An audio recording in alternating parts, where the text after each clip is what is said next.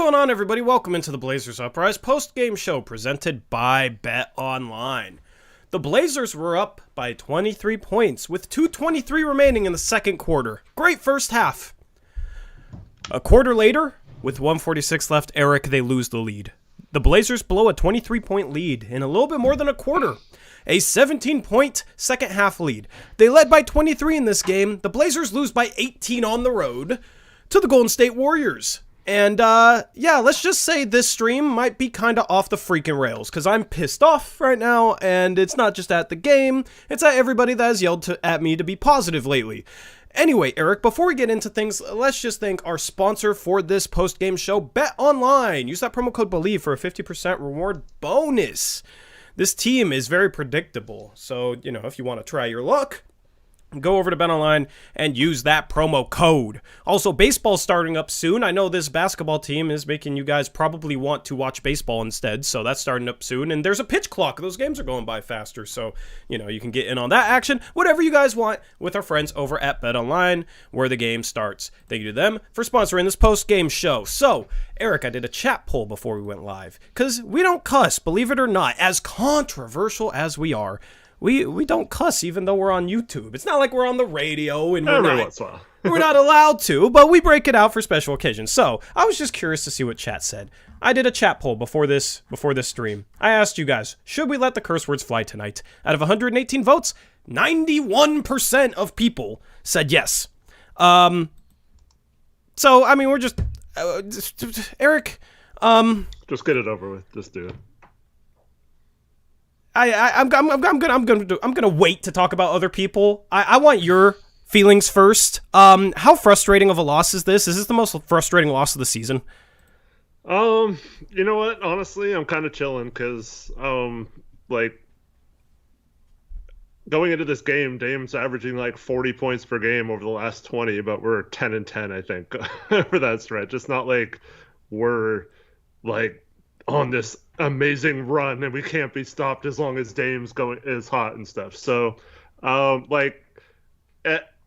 was like excited that we were possibly going to win this game, and then we'd have a huge game tomorrow night and things would look really good. You look at the standings, Lakers, Thunder, Mavericks, Clippers all lose tonight, so we have a chance to move a game either ahead or towards all of those teams, that with how tight everything is bundled up. And this is now, I think this is the second biggest lead we've blown this season. We blew a 25-point lead to the Lakers a few weeks ago, and now we blew a 23-point lead. I believe we blew a 19 or 20-point lead in the second half to the Clippers as well, without Kawhi and Paul George.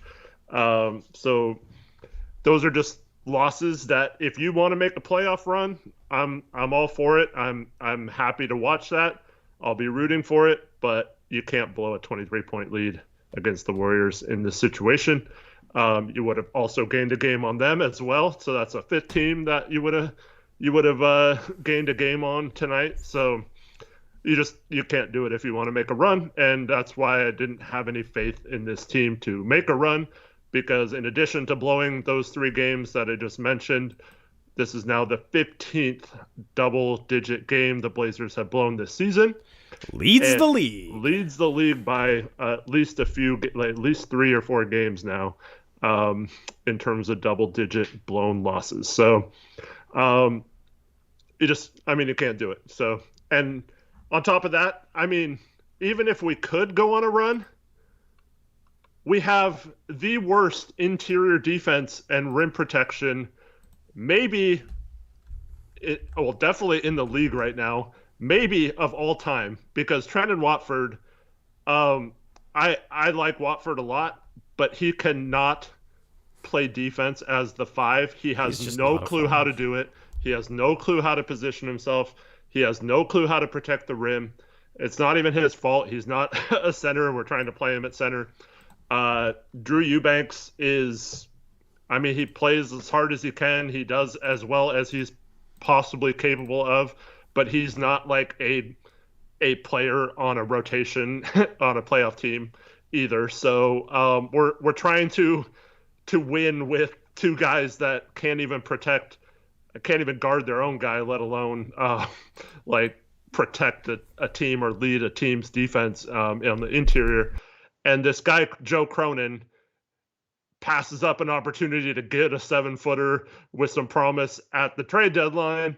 And on top of that, he goes for more smaller wings, which we already have a bunch of. And yeah, we got all this length apparently at the trade deadline. Where was that length today when we were getting dominated 66-40 in the interior in this game?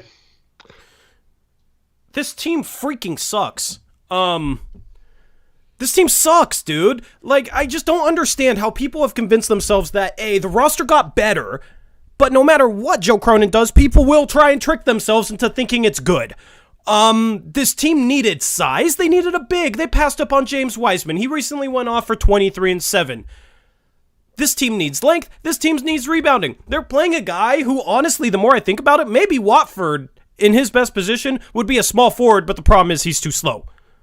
He's playing at center. He can't jump. He had a jump ball, Eric. I'm not sure if he jumped for the jump ball.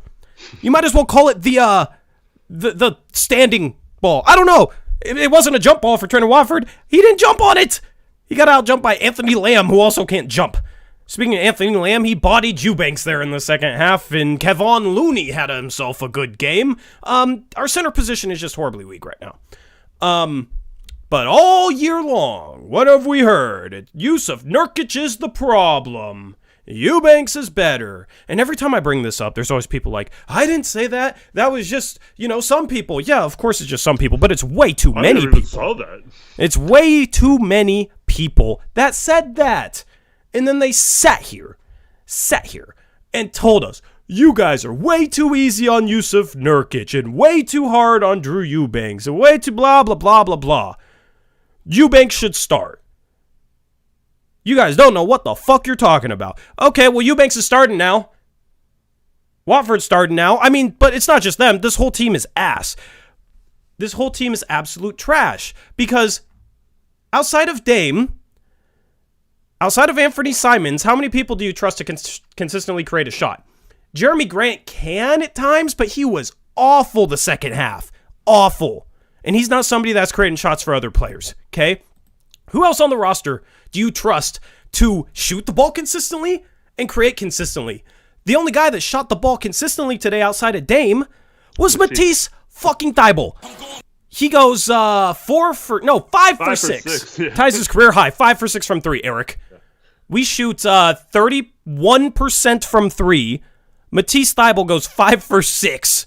Jeremy Grant 1 for 8. His 3-point shooting has kind of fallen off a cliff in the year of 2023. I'd be curious to see what it is the last 2 months. Cam Reddish 2 for 7. Oh, but you guys are way too hard on Cam Reddish. He's a 32% career 3-point shooter. How many in 150 games. He had 4 turnovers, 1 assist. For his career, he has more turnovers than assists. That's just what the stats say, and it's a big sample size. But, because we've paid attention to Cam Reddish for 4 years, where other people only base his play off of the few games he's played for the Portland Trail Blazers, we're just some haters. He was awful tonight. Yeah, 1 assist, 4 turnovers, 2 for 7 from 3.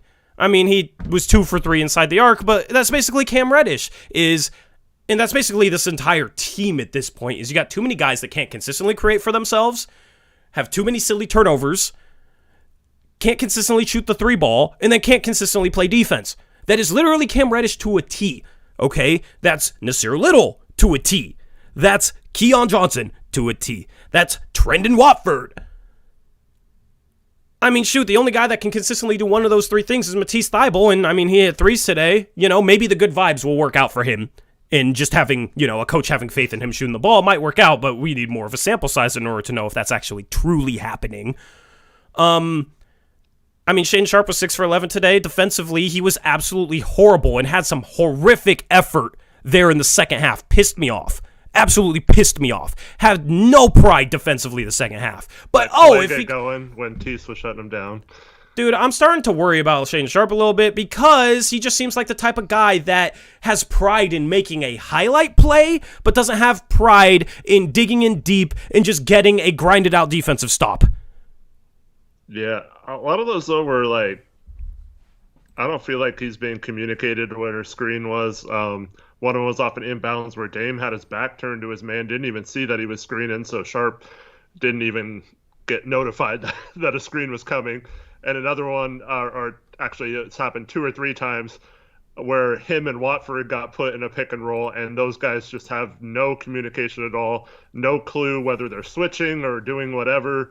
And unfortunately, every time they think the other person's doing something, they're not, and then so one of them gives up on the play, and then the other one switches too late, and it just results in a wide open shot. If I was the other team and those two are in the game, I would just put them in a pick and roll every time because they just cannot handle it. And I would just, when Watford's the center, all you have to do is drive to the hoop, and you get a basket because we have no rim protection. So I don't know what they're supposed to do, even if they do give effort. So it's hard for me to like totally lash out at Sharp, but yeah, he had some horrible.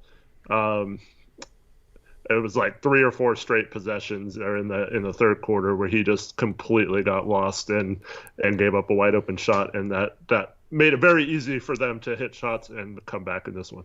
Yeah, well, we're going to have a conversation about him later on in the stream because Stephen Vaughn said something on our latest Believe in Blazers podcast, which is now live over on the second channel. And it was kind of a negative podcast, so fits in with, even though we recorded it before this game doesn't change any of those conversations. We talked the pipe dream of Joel Embiid, so somebody can finally help Dame for once.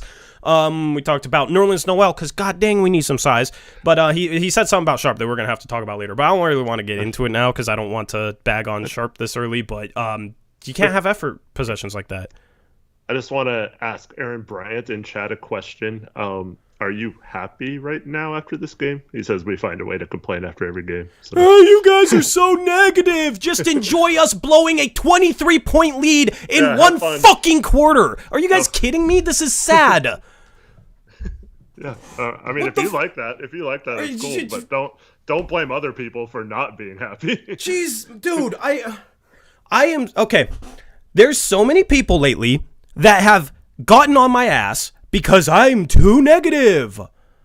Guys, I'm a Blazer fan. We have probably the greatest Blazer of all time, having potentially the greatest season in Blazer history in over 50 years of Blazers basketball. And we can't hang on to a 23-point lead. We have 15 blown double-digit leads. The rest of the team around him is absolute crap. It's so sad. It's so sad. Like, how are you a Blazer fan and you're not negative right now? This organization is going nowhere. They haven't accomplished anything the last year and a half. And it's all the people that pitched Cam Reddish as some savior. I mean, God, I had a dude calling Cam Reddish an elite scorer in Paul George. It's all those people out there that have just absolute blind faith in Joe Cronin, and he can do no wrong. I don't know how you watch this basketball game and don't realize how desperate we are for a center. Because it's funny, man. Like, the people that defend him, right, are also usually Drew Eubanks fans. But then when Eubanks has a bad game, people are like, oh, well, he's the only healthy center. What do you want him to do? Well, that's the problem. We lose one center and we only have one healthy center, and he's not strong on the interior. He can block a shot if he has time to jump, but otherwise he's not good defensively. That's on Cronin. What has Cronin done for Dame? He got him Jeremy Grant. That's it. Chauncey's been ass. Cronin's been ass. Jody's pocketbooks are, happy right now, so I guess that's good for her, but it's not good for the team. I would love to sign Nerlens Noel, but we have to question whether she'd sell out $500,000 for him. And we're stuck in the middle, and we can sit here after every stream, just like I did last stream, and say, oh, well, we're only one game back of the 5 seed. One loss back, not one game. One loss back of the 5 seed. We've done that all year. Like, oh man, if we could have just taken care of this game where we led by 20, we'd be in 6th right now. If we didn't blow this lead, or this lead, or this lead, or this lead. Well, guess what? They're not going to stop blowing leads. They can't hang on to a lead. Every time adversity hits this team, like it did in the third quarter, you have too many guys on this roster that are too soft mentally and freaking fold. Keon Johnson was terrible tonight. That turnover at the end of the third quarter was just kind of the epitome of that entire quarter. I mean, we're holding for the last shot, and he tries to spin move, and he hooks a defender at half court. I know you probably missed this in the first half, but he had one where he dribbled down the baseline and he jumped in the air and had no one to pass to, so he just held the ball and came down out of bounds. Dude, Keon Johnson is just straight up bad. But guess what? Joe Cronin and everybody that got mad at us the past 2 years for being too negative on Joe Cronin, what did Joe Cronin sell Keon Johnson as? Or what did people say Keon Johnson was? He's a first-round pick. He has the value of a first-round pick. Well, guess what? I'm not sure a team would trade a second for him right now. I mean, sure, maybe there's a team that's, oh, he's 21, despite him being ass for his first year and a half. Like, oh, there's still a lot of time to maybe get something out of him. So sure, we'll give up a second-round pick. He ain't a first-round pick. That's the best player you got back for like a efficient 17-point per game scorer that you could have gotten first for. And then, oh, we pass up on James Wiseman when we need size for second-round picks. But, oh, Cam Reddish is going to come in and be Paul George. Like, it's so absolutely insane. The narratives that people use to excuse where this organization is at are absolutely insane. I've never seen anything like it. There's been times where, there's a narrative here or there where I'm just like, dude, what are people talking about? But, what? Dude, like, it's just insane. If you're mad at us for being negative, I'm questioning how much you care about this team, because if you truly do care about this team, I don't understand how you're not mad right now. I mean, I'm chilling, like I said. What's funny? Well, here's the thing. You're chilling, but it's like you understand why people are mad. No, yeah, I understand why people are mad. I just, I never bought into that we were good enough to make a run, and we still could. So it's not, and that's what they'll all say. It's just one game, It's 15 games, more than any other team in the league. Yeah, but this is why I'm chilling. Remember last year, the game against the Thunder, where Isaiah Roby led them from down 20 to come back, and we were celebrating the Thunder beating us. You know what I mean? This kind of. I was thinking about that, I was we were cheering for that last year, right? And I've been saying since the trade deadline, the best possible outcome for this team is to be as bad as possible, whether they're not tanking or not. I don't give a crap if Dame wants to go for it. They're not that good. So, they can't really be... They can't really do what they want to do just by willing it to happen or saying, "Oh, the time is now." They just haven't. They haven't been good enough to do that. They don't have a switch to flip and be good. And then you see LeBron get hurt and now he's out 2 weeks and stuff. It's wide open for them, yet they're still not good enough to take advantage of it. So, in my opinion, it's just like last year.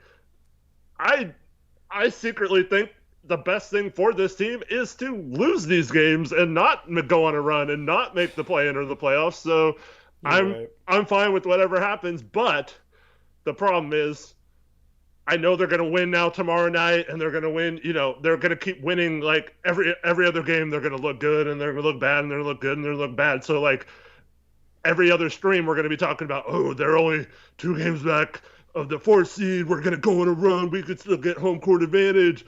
All this stuff, and then the opposite streams were going to be this team sucks, it's so horrible, whatever. I'm just whatever. If we don't make the playoffs, we're going to get a lottery pick, and I really like some of the players in that range, and I think there are some difference makers there, so I'm happy either way. I mean, it just gets so frustrating because I've been positive on this team almost all year long. I was one of the last people to panic. There's been times where you've been losing your mind on a post-game show, and I've been like you are now. I'm just it was really bad, but we're still one loss back of the 5 seed, or we're still here. We're still right in the thick of things if we just fix this and fix this and fix this. But, Eric, there's no time left. It's game 61. Mm-hmm. There's 21 games left. But, a lot of my frustration obviously comes with the team, but a lot of my frustration just comes with the narratives. All season long, it was made out like Anthony Simons and Yusuf Nurkic were the 2 biggest problems with this team.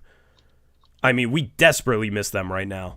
desperately miss them right now. But even with them, we're still one of the worst defenses in the league. Like, it doesn't really matter. Yes, we're better. Yes, we need them. But it's just like, how are you going to act like those two guys are the problem and then turn around and say, oh, well, those two guys are hurt. That's why we suck. Mm-hmm. You know, well, you don't have the undersized backcourt. You're starting Matisse Thybulle at the 2. This team still can't guard anything. You starting your rim protector, Drew Eubanks, over the slow Yusuf Nurkic, still can't defend anything. You got Reddish, who a lot of people say is a great defensive player, or a good defensive player. Still can't defend anything. Why is that? Like, it's just the narratives, the narratives around this team from people just drive me crazy. And honestly, I wouldn't really care, but it's all the people that give me crap, man. Like, I'm just tired of it. I'm tired of people giving me crap for being too negative, because I'm more right when I'm negative than when I'm positive. Yeah, I mean, like, just last stream we were talking about how you feel confident we could possibly go on a run, right? What was I thinking? I don't know. That's why I said, I was like, dude, like, I can't let these people get in my head, because I ended up being a little positive on the last stream, and look what happened. Now I'm pissed off. Mm-hmm. Yep. It's why I expected crap at the trade deadline, you know? It's why I expect the worst, and because if I don't expect the worst, well, the worst happens, and then it's even worse. Was Oscar's the first message, or was there any before that? Oscar's the first message. Shout out Oscar, member for 13 months. Says, I was negative up 19 in the first half. Let it flow. Yeah, he sent out a tweet that you responded to, I think twice, saying Oscar said that the way they ended the second quarter made him worried about the second half, and he ended up being completely right on that. Yeah. Shout out to Oscar, man. I quote tweeted him on Twitter, yeah. Because, I was like, they've blown so many leads. I can't blame you for thinking this way. And then, oh, look what happened. Like, you just felt it coming. We've seen it so many times that it's just like, it would have been more surprising if they kept the lead, Eric. It would have been more surprising if they kept a 20-point lead. That's how sad they've been with leads this year. And it's like, God, I mean, the stuff that I talk about with people that just get on my ass, like, the Kings started up 19-4, or the Blazers started up 19-4 against the Kings couple games ago, and it's like, I just got this dude on Twitter like, you didn't say anything positive, that's why you're so negative, you didn't want to say anything positive, you want the team to be bad, blah, blah, blah, like crap like that. That's the type of stuff that pisses me off. But it's like, I missed the start of that game, and I missed the start of this game, so I was expecting, I missed the first half and we're up 23. I wonder how many people on Twitter are going to be sitting there saying, wow, you're not saying anything positive about this game, just gatekeeping my tweets. That's the type of stuff that annoys me. Like, I don't care if people disagree with me. I'm just so tired of people gatekeeping everything I say and caring about everything I say and don't say on Twitter. It's just so silly. You saw this blown lead coming. RGV Vid says, Tori, Twitter's not good for you, I think. Yeah, I agree, bro. I agree. But it got me more mad for this stream, and I should be really mad right now. So, if you want to go talk trash, tweet at me right now. For all the people saying, we didn't have Anthony and Nurkic, I mean, they didn't have Steph Curry, Andrew Wiggins. Yeah. Like, it's not like they were fully healthy and we made it. They were playing awesome and they just were too good or something. Like, yeah, Cronin said we needed Arcidiacono. It would have been nice to have him in this game. Calabro. Who did I say? Cronin. Yeah, Calabro. I mean, Cronin's probably saying the same thing. It's like, dude, look at who they're missing. Definitive One says we all knew Nurk's annual 30-game injury was coming. Well, Cronin apparently didn't, because he didn't do anything to address the depth. We talked about it all season. We talked about it this past offseason. Like, if Nurkic goes down for an injury, we're absolutely screwed because we just don't have enough center depth. And it's like, Cronin didn't do anything to address that this past offseason, didn't do anything to address it at the trade deadline. Now there's a couple buyout targets that could help that, and I don't think he's going to do anything there. And maybe part of the problem is definitely Jody, but, I mean, Cronin has constraints that he can work within to mold the roster, and he just overlooked it. So, I mean, I don't know how you can sit here and say, everybody knew Nurkic was going to get hurt, and we just suck without Nurkic, and what do you expect? Eubanks is the only center.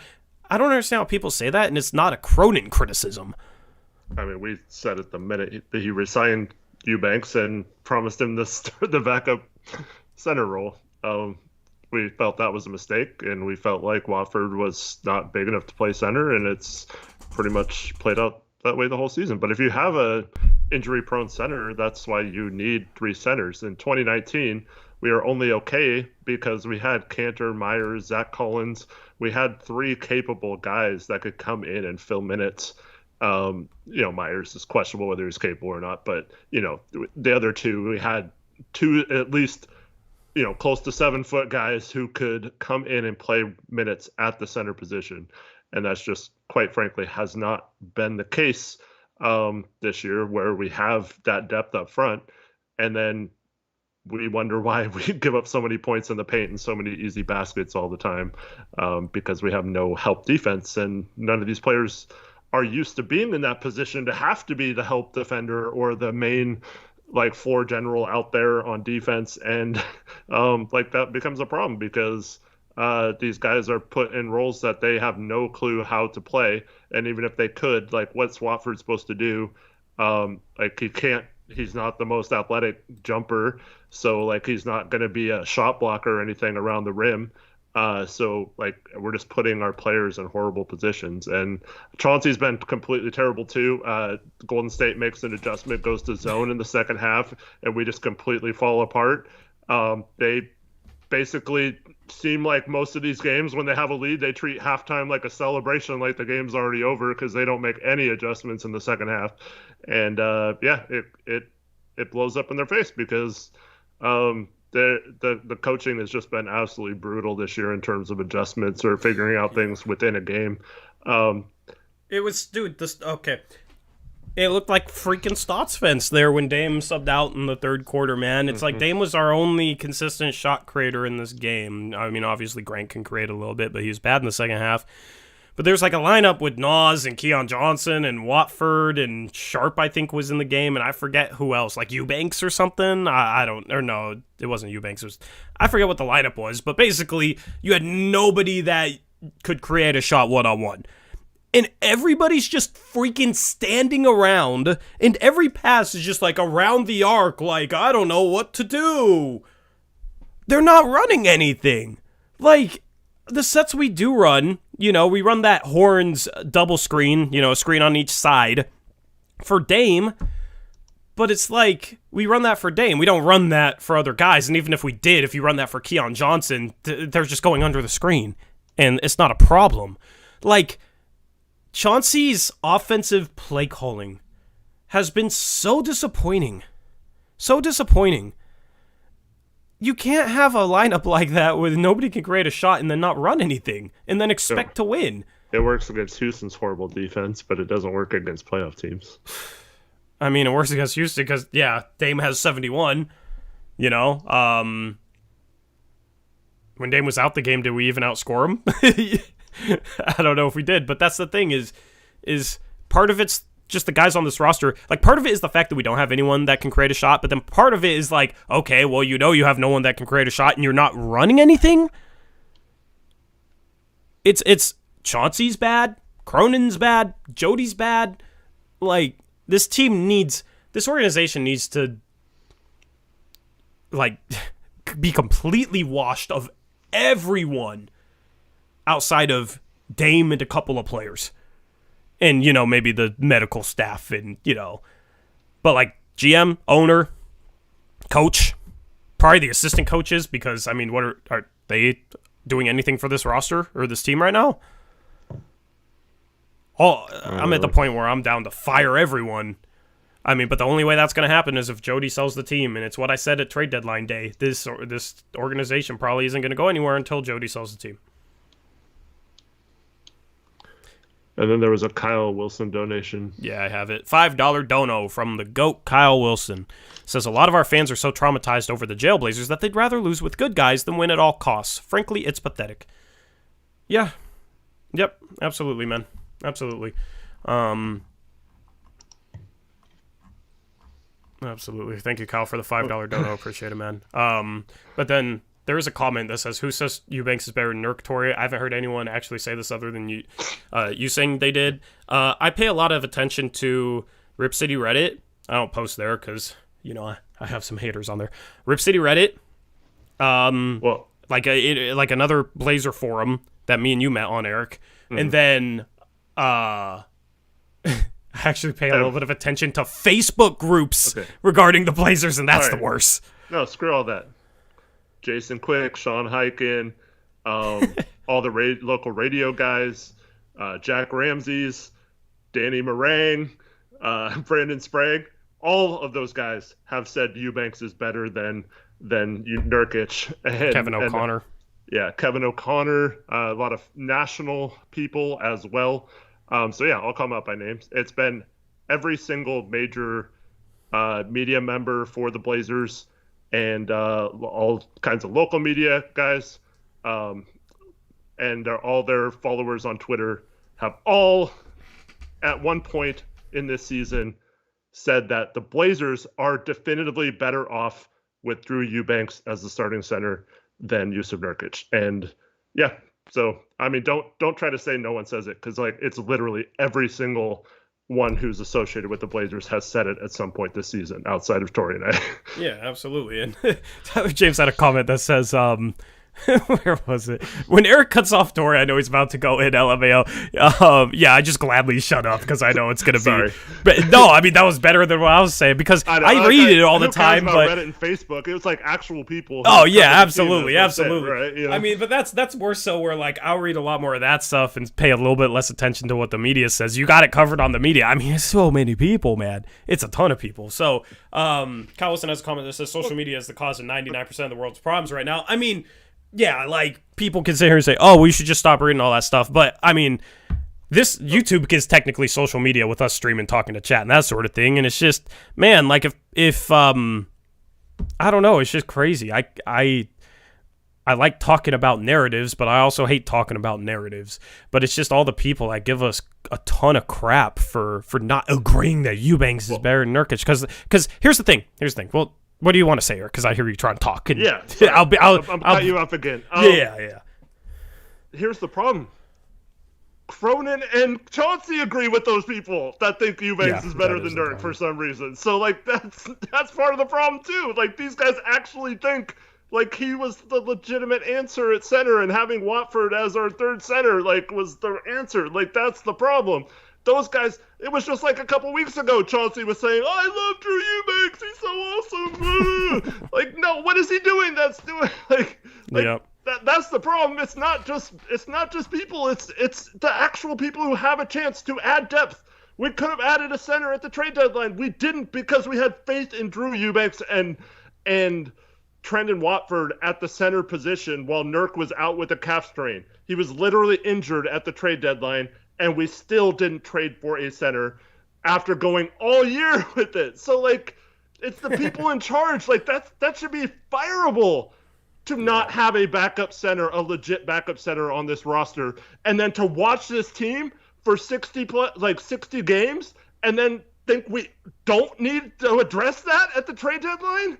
Like, are you kidding me? And then we have to hear all this crap about how they're going for it and they're not tanking? Get out of here with this crap. If you weren't tanking, you would have given this Dame a legit roster to do this. Like you would have given him some big men that he could play off of while Nurkic is recovering. And then when Nurkic is back, we have depth and we have multiple different defensive schemes we could run because we have a defensive center behind him. But no, this front office is absolutely terrible. And I don't care what the constraints are with Jody. He had options that would have still kept us out of the tax, and he just completely disregarded them. And I don't want to hear all this crap about, well, how do you even know that they could have had Wiseman? That's complete BS. It's 100% fact, indisputable. Like, if one more frickin' person tells me, you weren't on the call, you don't know if the Warriors offered Wiseman, they frickin' did. They offered Wiseman. This team turned them down. They traded, in the end, they traded Wiseman for GP2. They just traded Wiseman elsewhere, so you're spitting tonight. I'm just using this as a therapy session because, dude, I just gotta let it all out at this point because I'm so frustrated. I mean, it comes back to, like, oh, if the team's winning, things are fine. Like, I just need this as a frickin' therapy session, man. Because I know it's like, oh, you have a YouTube channel, Tori. You shouldn't care about what anyone says about anything. You have a platform. You're supposed to be past that when you have 3,000 people that watch your post game show, dude. It gets frustrating, man. It gets frustrating. And even if you like Drew, that's fine. Like I'm not saying you can't like Drew as like the third center, or maybe even you keep the backup center in the backup role and you start Eubanks and just try to get some minutes out of him.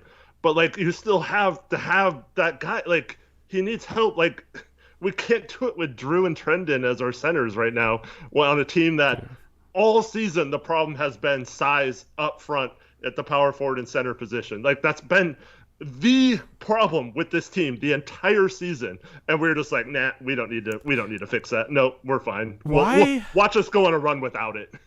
Why do people only care about length and size with perimeter positions? Why do so many Blazer fans... Yeah, they only care about length or size if it comes to the shooting guard or small forward position. They don't care about the 4 or the 5 spots having length and size. It doesn't make any sense to me. Because people like the Cam Reddish pickup because he's length at a wing position. What about our backup 5? What about our power forward and center positions? If anything, people say, oh, Nurkic is too big and slow. I don't get it. Like, size matters there too? Is shooting guard and small forward the only situation where size matters, Eric? Yeah, it doesn't matter as long as you have Dame and Anthony on the roster, even when Anthony's not playing. Yeah. I mean, I got a DM at halftime. Really nice guy, but he's like, see, doesn't this prove that Matisse should be our starting 2 and Anthony should come off the bench? And I was like, oh, man. Definitive One says, Tori, that's BS. Cool, dude. Just like 80% of your comments lately, man. Thank you to Luis Nunez with a $10 donut. Says, thanks for the therapy session, fellas. I'm glad you're getting something therapeutic out of this, Luis, because I'm trying to get something therapeutic out of this, man. So if you do as well, then that's a win for tonight. But yeah, going back to that though, like, why? I mean, if Matisse ends up being the answer at the 3, I'm fine with that. But like, I don't see how starting him at the 2 and like, who are you starting at the 3 then? Cam Reddish still? Nas? Like, I don't know. Like, what are we doing? Yeah. And if we have no rim protection, what the hell? Like, you could have the best point of attack defenders in the league. If you have no rim protection, you're going to have a very tough time winning games still. Yeah. Well, also when you give up the most shots at the rim in the league too. I mean, I guess some of that could be you don't have enough intimidating rim protectors, but the perimeter defense is just bad. Like, I mean, I don't even know how much Matisse Thybulle solves that because of how much he likes to try for those back taps. Which, if you get it, cool, it's a great play and everything, but like, we just need to be solid and stop letting guys relentlessly attack the rim. So, Matisse, really good defender. Sometimes I wish he'd just try and be a little bit more solid and stay in front instead of going for the reach around back tap, but, that's more so like, if you have rim protectors, you can get away with that. If you have a Joel Embiid, then it's completely fine because you get beat. You got Joel Embiid at the rim. He's going to do a good job of at least making it tough. So you force some turnovers, and then or the alternative is you drive into Joel Embiid. Probably going to have a good defensive possession more often than not. Whereas with this team, we don't have enough rim protection. But then also, it's hard for our bigs to stay out of foul trouble because of how many times they have to deal with stuff at the rim. And I feel like it becomes so relentless that our bigs at times don't even try and contest stuff at the rim because they know they'll pick up fouls like that if they try and stop everything coming at them. And it's just an absolute mess. Let me go to dunksandthrees.com because that's the website I use for this. Currently, the Blazers are giving up, once again, the highest rate of shots at the rim in the league. Mm-hmm. Highest rate of shots at the rim in the league. And they don't force mid-range shots either. 27th ranked in terms of forcing mid-range shots. So it's like we play a decent amount of drop, but we don't even force mid-range shots either. So it's just, I don't understand. So I looked, the Blazers did post on YouTube Chauncey's interview, but they only posted 2 minutes and 43 seconds. I don't know if that's the whole thing or if they just clipped part of it out. Yeah. Yep.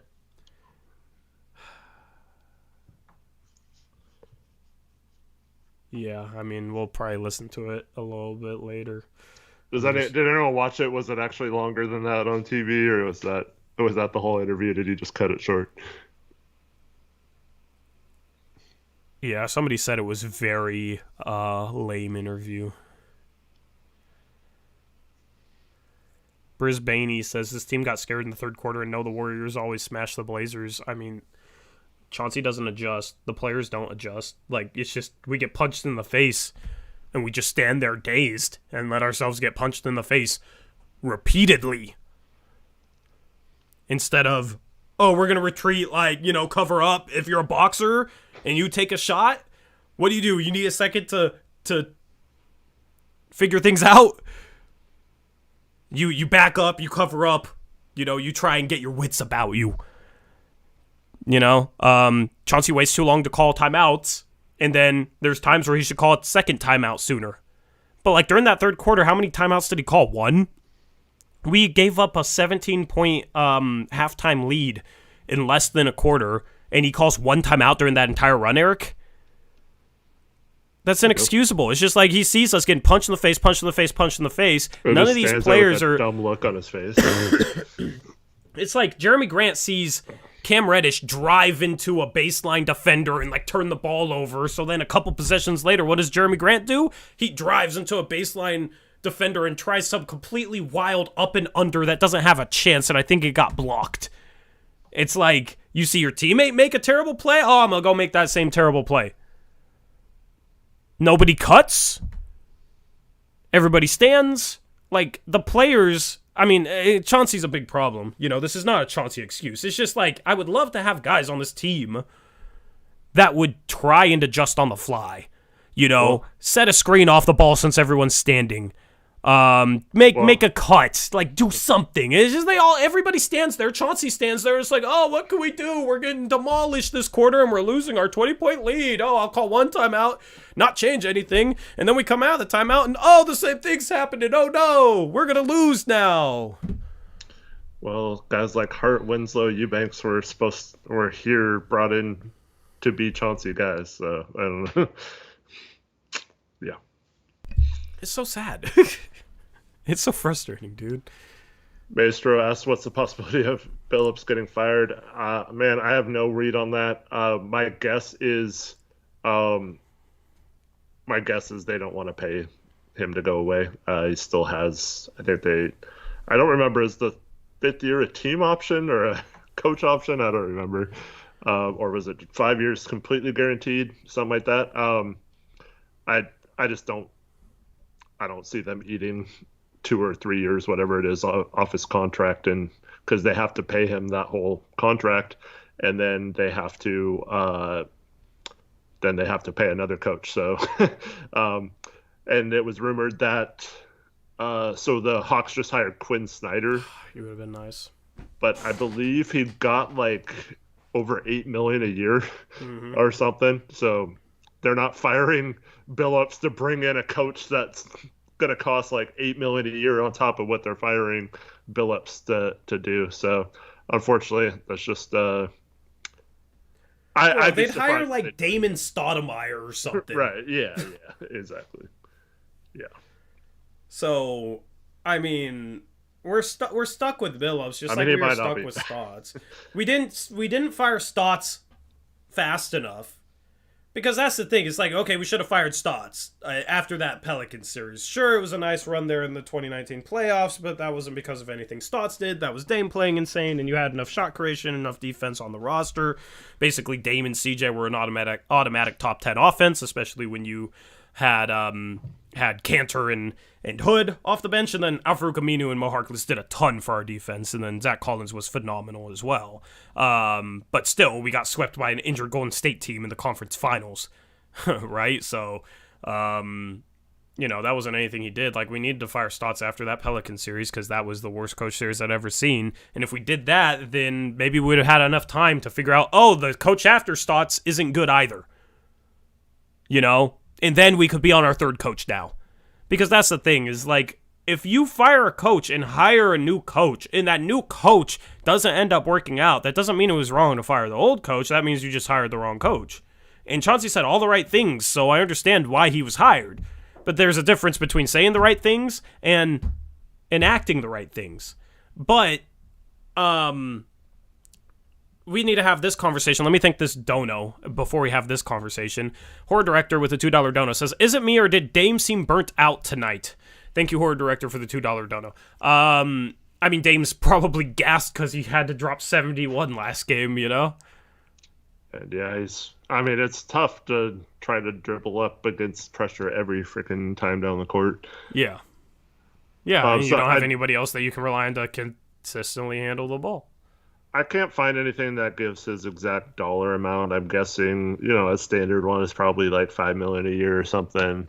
But it is a team option for the fifth year, so they would only have to eat 2 years. I'm guessing you'd have to pay like $10 million to buy him out or something like that. And then, like I said, you still have to pay the new coach as well. But yeah. Yeah. I mean, it hasn't been an easy season for Chauncey. I just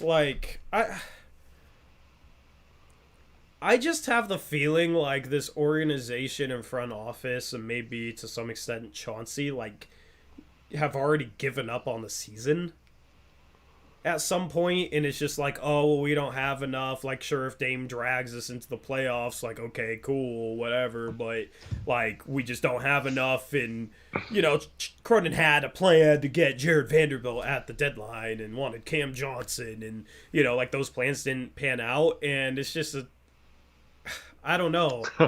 The thing is, these problems have been existing long before that. I just wonder, because, why isn't Chauncey doing anything? He talked about how he wanted ball movement, wanted this, and wanted that, and it's like he's not even trying. They lost trust in the past, is what he said tonight. Lost trust in the past. We'll have to listen to it. I mean, yeah, the players on the court kind of did, Yeah. It was like one pass, Nasir Little 3. One pass, Cam Johnson drives into defense and turns it over. Well, outside of Reddish's 3 turnovers in the first half, they only, I think at one point, halfway through the second quarter, they only had 4 turnovers. So they were doing a good job of taking care of the ball outside of that. But, yeah. Yeah, I don't know. Chauncey just seems like, whatever, doesn't try and change anything, and I'm just confused, why that's the case. What's going on in his head? And I just wonder if this organization has tricked themselves into thinking, if we do worse, it's better for making that all-in move we could do this offseason, so, let's just roll the ball out there and let Dame be Dame and just, whatever. That's kind of the attitude of things right now. The attitude from the coach, the attitude from Cronin in terms of not addressing weaknesses at the deadline. I kind of feel like that's the thought process, and that's the whole point about this franchise being directionless, is that I don't know, Chauncey's not really doing much, Dame's busting his ass, but Cronin didn't do much. What's the direction of this team right now? And then you hear, Sean Highkin talking about how he feels the Blazers use the trade deadline to set themselves up for a big splash this summer, and Cronin's talking about winning free agent battles this summer even though we'll have no cap space.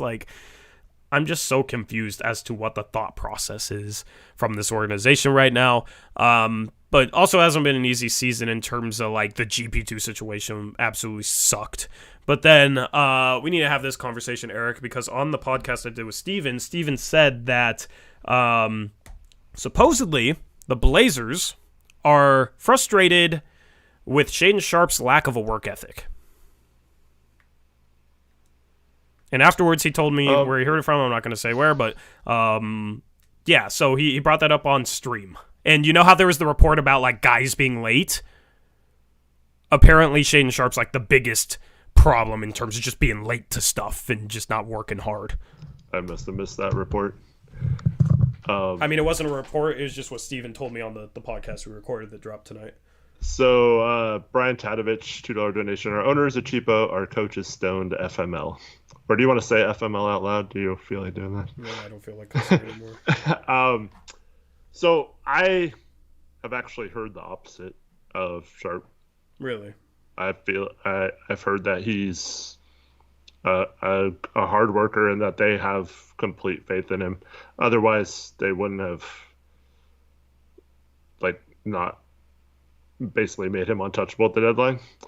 So yeah, I haven't heard any of that stuff. Yeah, I mean, either could be true. I'm not saying and Steven isn't the one who was like, Steven was just relaying what he heard, so I don't know. I don't know which is true. but, there's possessions where it's like, there's a couple of defensive possessions where it's like Sharp didn't care at all, and it's like, man, I mean, maybe that is an issue. I mean, that's what we expected out of him this season, though. It's that he could still be a hard worker and still be making mistakes defensively. And that's what I said. Like, he's 19, so if he was 26, if he truly has like a work ethic problem, and he was 26 years old, then that'd be a problem, right? But at 19, having money for the first time in his life, in the NBA.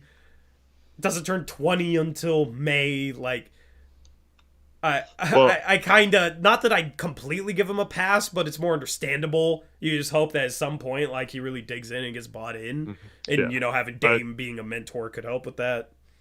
I mean, I don't want to say like I'm right or he's wrong or whatever, but like everything I've heard is the exact opposite. They're very happy with Anthony and Sharp, both their work ethic, and they had no intentions on moving either of them at the deadline. So it feels kind of weird that 3 weeks later they'd be like completely down on Sharp when like they basically were thinking the exact opposite.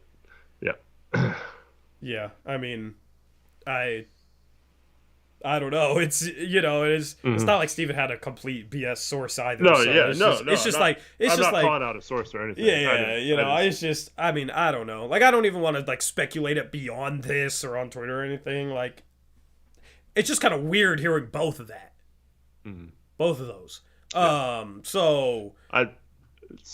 Are we caught up on donations?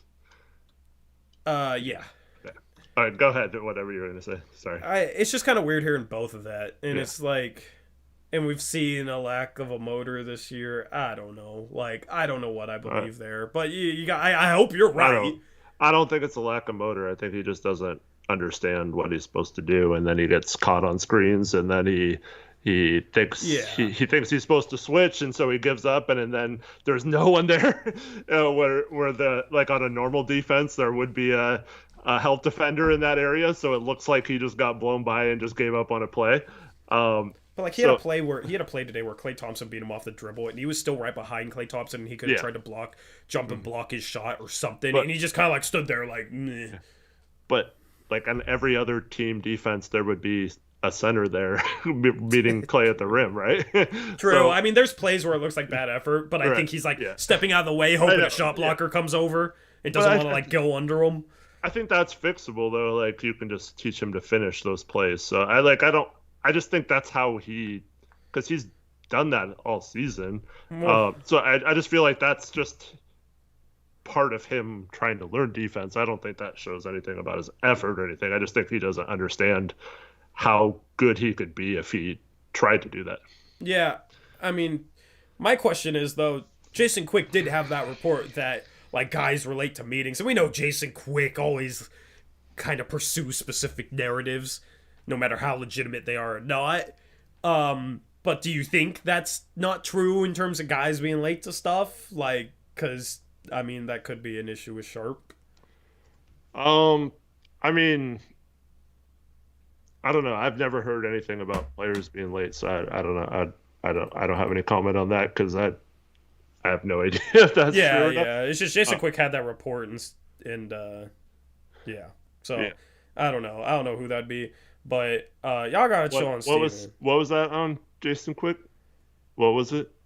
Like an article or something? Jason Quick did an article saying like guys like there's a problem with guys being late and that sort of thing. And Because I don't know. I but feel like, I mean, I guess that would explain why Nas and Sharp haven't been getting minutes if they're two guys, right? yeah, That could be explaining, but I don't know why Chauncey wouldn't just come out and say like, but they didn't show up on time. If they want minutes, they need to show up on time instead of they're making defensive mistakes when other people are doing it. yeah. I mean, but chat, like, a couple of y'all got to chill on Steven, because Steven's just relaying what he hears. Just like Eric relays what he hears, and maybe what he hears isn't. I'm not saying. Yeah. So, like, that's the thing, is even if that's, not 100% true, I mean, all Steven said was, this is what I've heard. It's not like Steven is the one saying, like, yeah, this is what happened, and he's just relaying what he's heard. So it's not on him. He's just relaying what he's heard. Just like Eric has relayed what he's heard, So that's the thing, is if, like, you have... Here's the thing.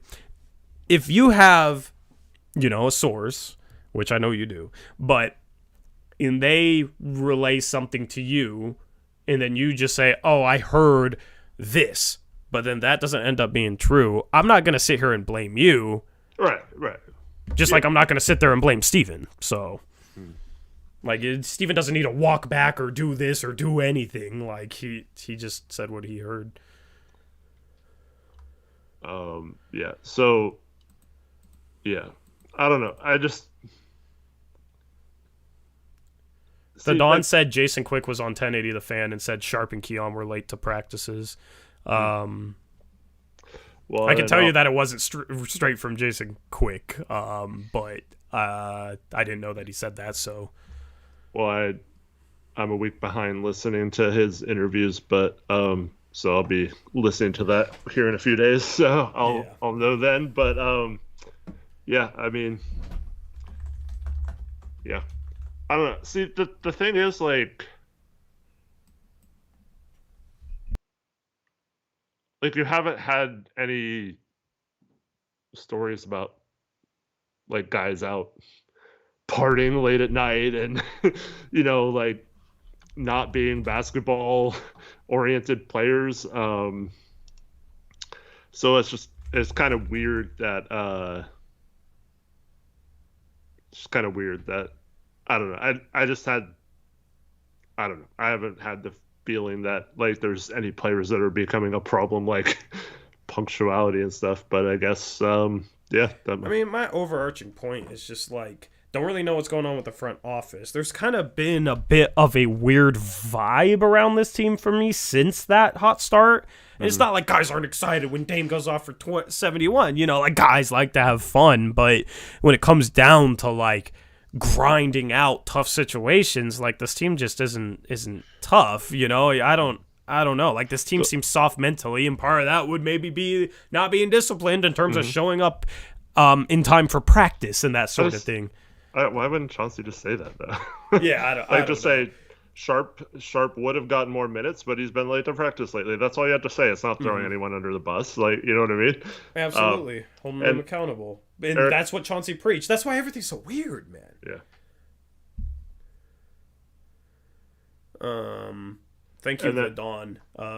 He says, Eric, it was this show, if you want to listen later, Jason Quick, 02/09/23, so it's the day before the trade deadline. It was a weird interview in general. That was the day of the trade deadline when he was going off about how the trade deadline was an epic failure and stuff. So I mean, I listened to that interview. I didn't hear that part. Interesting. Are you sure it wasn't this week or last week's one? But thanks. Eric Olson said he thought Sharp backed out of the dunk contest to work on his game. Was that cap? I mean, he could have said that and have secretly been mad about not being invited to the Rising Stars game, and I wouldn't even blame him for that. Yeah. Like, I went off about that. So, I don't know. I mean, that's the thing. If he has a hard work ethic, he'll be a star, So it's just up to him. Like, even if he, had some issues, he's 19. Like, I'm willing to give him a pass or whatever, It's just kind of, there's just a lot around this team in terms of stuff that doesn't, in terms of hearing stuff, but then obviously the play that just isn't right in the front office and the ownership, and it's just like everything's a mess. It's like if it wasn't for Dame, you know how bad this organization would look right now? So actually, someone said something to me, so I wanted to go back and listen again to the Cronin media availability after the trade deadline. And he threw something in there when talking about free agencies. Yeah. And I now have a theory, Tori. I have a I love a good Eric Brandt theory. I have a prediction for the offseason. Ooh. Okay. I need a drum roll. So, all right. So go back to this last offseason, right? Mm-hmm. We're gonna go all in. We're gonna make a big move, right? We have all this cap space and flexibility, right? Yeah. Okay. And then what happens? We signed Gary Payton, who Dame wanted to sign, right? Mm-hmm. But then Dame's surprised, right? Because we're hard capped after that, and he didn't necessarily understand that until after we signed Gary Payton, right? But then Jody has an excuse all year, like, "Oh, sorry, we're hard capped. Like even if we wanted to, we can't really go all in, or we can't trade for Kevin Durant or whatever, right?" Yeah. Right? Yeah. So here's my theory, and this is based off Cronin's words. I think they are going to go after someone Dame wants via sign and trade, and then pull that same card with Dame again. Just they know they can't do it with the MLE, right? Mm-hmm. So they're gonna sign and trade for someone, that they could, and then they'll be like, Dame, we got the player we wanted, right? Like we went out and got this guy. You said you wanted him, and Dame would be like, no, that's not all I wanted. But then they'll be like, well, sorry, now we're stuck again. And I think they're gonna hard cap themselves again next year, just so they can't go, like, even if they do get like want to go in the tax or whatever, they can't because they're pretty much hard capped. If that's the case, then I mean, and it could be someone like Cam Johnson, who they were interested in this year, and they could go after a sign and trade with him because they don't have the cap space to sign him, obviously. So they could work something out like that. But yeah, because then they could. Because this is what they've been doing. They do just enough to keep Dame happy. They get him Jeremy Grant and Gary Payton, but they're not willing to like go further than that, right? And it's so they can still say, like, we're not like giving you crap, Dame. We got you Grant and Payton. And then so this summer they're gonna go out and say get Cam Johnson, and then they'll be like, we re-signed Grant and got Cam Johnson. Like that was the best we could do or whatever. So yeah. I just I hate everything about everything you just said, because if Dame, which is what we've heard, like, wants to learn the CBA and the cap, and we're purposefully tricking him in order to not give him enough help because the owner's cheap, that's just disgusting. Like, I hate that. I hate the idea of that, because that's the thing. If it's like, oh, well, now we're hard capped, Dame, and Dame didn't know, wouldn't Dame have asked, okay, well, what else would make us hard capped? Yeah. And then you're like, like, you have to answer that question. If you don't, and then down the road you say, oh, well, actually, this hard capped us again, but you lied to him and didn't tell him that bringing in a player via sign and trade hard caps him, then I just, that's disgusting. Like, that's just a disgusting situation. Well, maybe it's not lying to him, but maybe, like, he just doesn't realize that that's pretty much their only move if they do that, right? I mean, but that would go into, like, oh, well, they traded for free agents that they're not going to keep in terms of Thibault and Reddish and that sort of thing. Mm-hmm. Like, could they keep Nurk, Simons, Dame, Grant, and then sign a trade for someone, and then have a roster beyond that? I don't think they'd have enough money for that, because Grant's going to be $30 million, Dame's going to be 40-something. So I did very rough math on that during the trade deadline stream when you left for a minute. Yeah. And it was something like, Grant's first year was like 30 million. So if it was a little less or a little more, this would alter it a little bit. But like with roster cap holds and stuff, it would roughly leave 16 million out of the tax line. So you add another 6 or 7 for the hard cap. So you could, in theory, do it. Yeah. So I could see them using whoever they draft as part of that sign and trade. And then I don't know. I'm just saying, that's the thing is, like, wouldn't the Nets have given up Cam Johnson at the deadline for the couple of firsts they were offered? Yeah, I heard we offered first and a couple seconds. Yeah. For Cam Johnson, but it would have been the Knicks pick. It wouldn't have been our own because we couldn't have known what that would have been at that time. So, I mean, if it's like the 12th pick or whatever, that's a lot different than the Knicks pick. So, might be a case where we do that kind of thing. Draft somebody and then trading a draft pick and a sign-in trade, Eric. What were we just going off about? I think if the absolute perfect scenario presents itself, like Embiid or whatever, like I still don't think they wouldn't go for it. I do think they would try to get Embiid and do that, and then but I think that's the only case where they're like definitely going all in and not caring about the tax and stuff. But what if? Okay, you want a conspiracy? You want a theory? What if their plan? Because Draymond Green has a $25 million player option. What if their plan was to sign a trade for Draymond Green, and they thought that by helping the Warriors out by giving them back Gary Payton II, it would make it a little easier to potentially sign and trade for Draymond Green? But that is completely backfired. Oh God, that was probably the plan.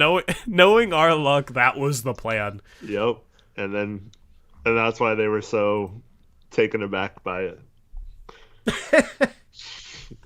GP2 blew up that plan. Yeah. So it's literally, you said like this is them doing it over again, but the first plan, right, ruined the second plan. Yep. Oh man. That's why we knew that. Yeah, because we knew they wouldn't want Wiseman back, so that's why we didn't take Wiseman, because they knew they wouldn't want their contract back. So we thought we're still not contenders with Draymond. I don't trust that we'd be contenders with Draymond, man. I mean, he'd be pretty good. He'd be pretty good, but he's 33. Like, at some point, there's going to be decline there. Our defense is so bad. Their defense, Eric, is ranked what right now? I don't even know. He can't single-handedly carry their defense, so why would he be able to single-handedly carry ours?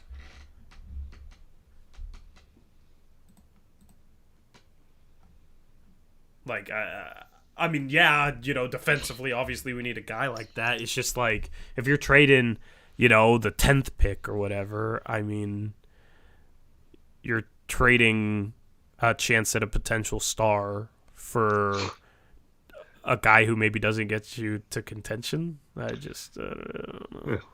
And hard caps you, and then you have no bench. Brandon Tatum reminded me of this. Thanks. Did you see Gary Payton's tweet today? No. He just said something like, "I just want to hoop" or something. It's like, shut right up. Yeah. The Don says I'd rather start Scoot Henderson at the 3 than go it all in on Draymond. Well, or Draymond. I mean, that would guarantee that we'd have the worst defense in the league. I mean, Scoot has good defensive potential, but starting another guard at the 3. Oh God, I'm scared, dude. Like, So you guys know how I was saying I wasn't expecting a good trade deadline? I am not expecting a good offseason. At this point, Eric, it's Joel Embiid or bust. It's Joel Embiid or a draft home run, or we're screwed. Yeah. Do you see an alternative pathway that makes sense? I mean, I do think there's smart players you could kind of go all in for that wouldn't cost the bank. Someone like a Devin Vassell type player, or maybe Minnesota starts mixing it up because of their fail. Maybe they fail this year, and um, you go for like you overpay a little bit for like a Jaden McDaniels or something. Um, it, I do think there are Yeah. players out there Yeah, like I like that. those. That would be smart to do, and I think that would be smarter than giving up like 5 firsts for Mikal Bridges or something, along with Sharp and salary filler. You can But make yeah, the case that Vassell would be as good of a get as Anunoby yeah, because he's younger and cheaper right now. and Jody can and if save her it's healthy, pocketbooks. Yeah, yeah, and we could get him better without offensively. giving up one of those core pieces because they're both, I think, still on rookie deals. So, yeah. Spurs fan Gary says leave a cell alone. Give us Vassell now. I'm just saying, like, go Either like Romp needs to give us Embiid or you need to give us Vassell. yeah. I'm just saying, like don't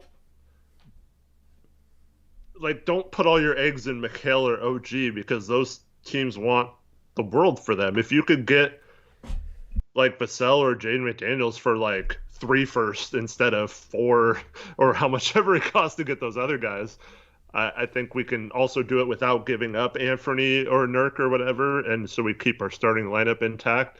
And then, yeah, so I think that's the answer. And then you add a small forward there with Vassell or McDaniels. But yeah, I mean, short of something like that, I think we're either hoping for Embiid or we're hoping to like just get really lucky in terms of the lottery or hitting on a draft pick. And yeah. And I do believe Taylor Hendricks could be a Jaden McDaniels type player eventually. Just don't know how much you can count on that next year either in the draft. But I'm all in on that guy if that's our pick. If we get somewhere like 10 to 15, or it wouldn't be 15, 10 to 14. Yeah. Yeah, Taylor Hendricks. Is UCF going to be in the tournament? I don't think so. I think They're not they gonna went be. on a bad streak recently, and I think that conference is only going to get 2, maybe 3 teams in. So Yeah. Oh, it's Florida Atlantic. That's like the good low key Florida team. yeah, well, they're in the AAC with Houston and Yeah. uh, SMU and yeah, the SMU's not good anymore. I forgot who the second team in that A conference is. American. I'm looking. I know Tulane was up there, but they weren't predicted to make the tourney. There was one other team. Memphis. Memphis, yeah, that's it. Yeah. Memphis, yeah. Who's a projected 10 seed. So. Yeah, yep. Yeah, UCF. Dang. I would love for you.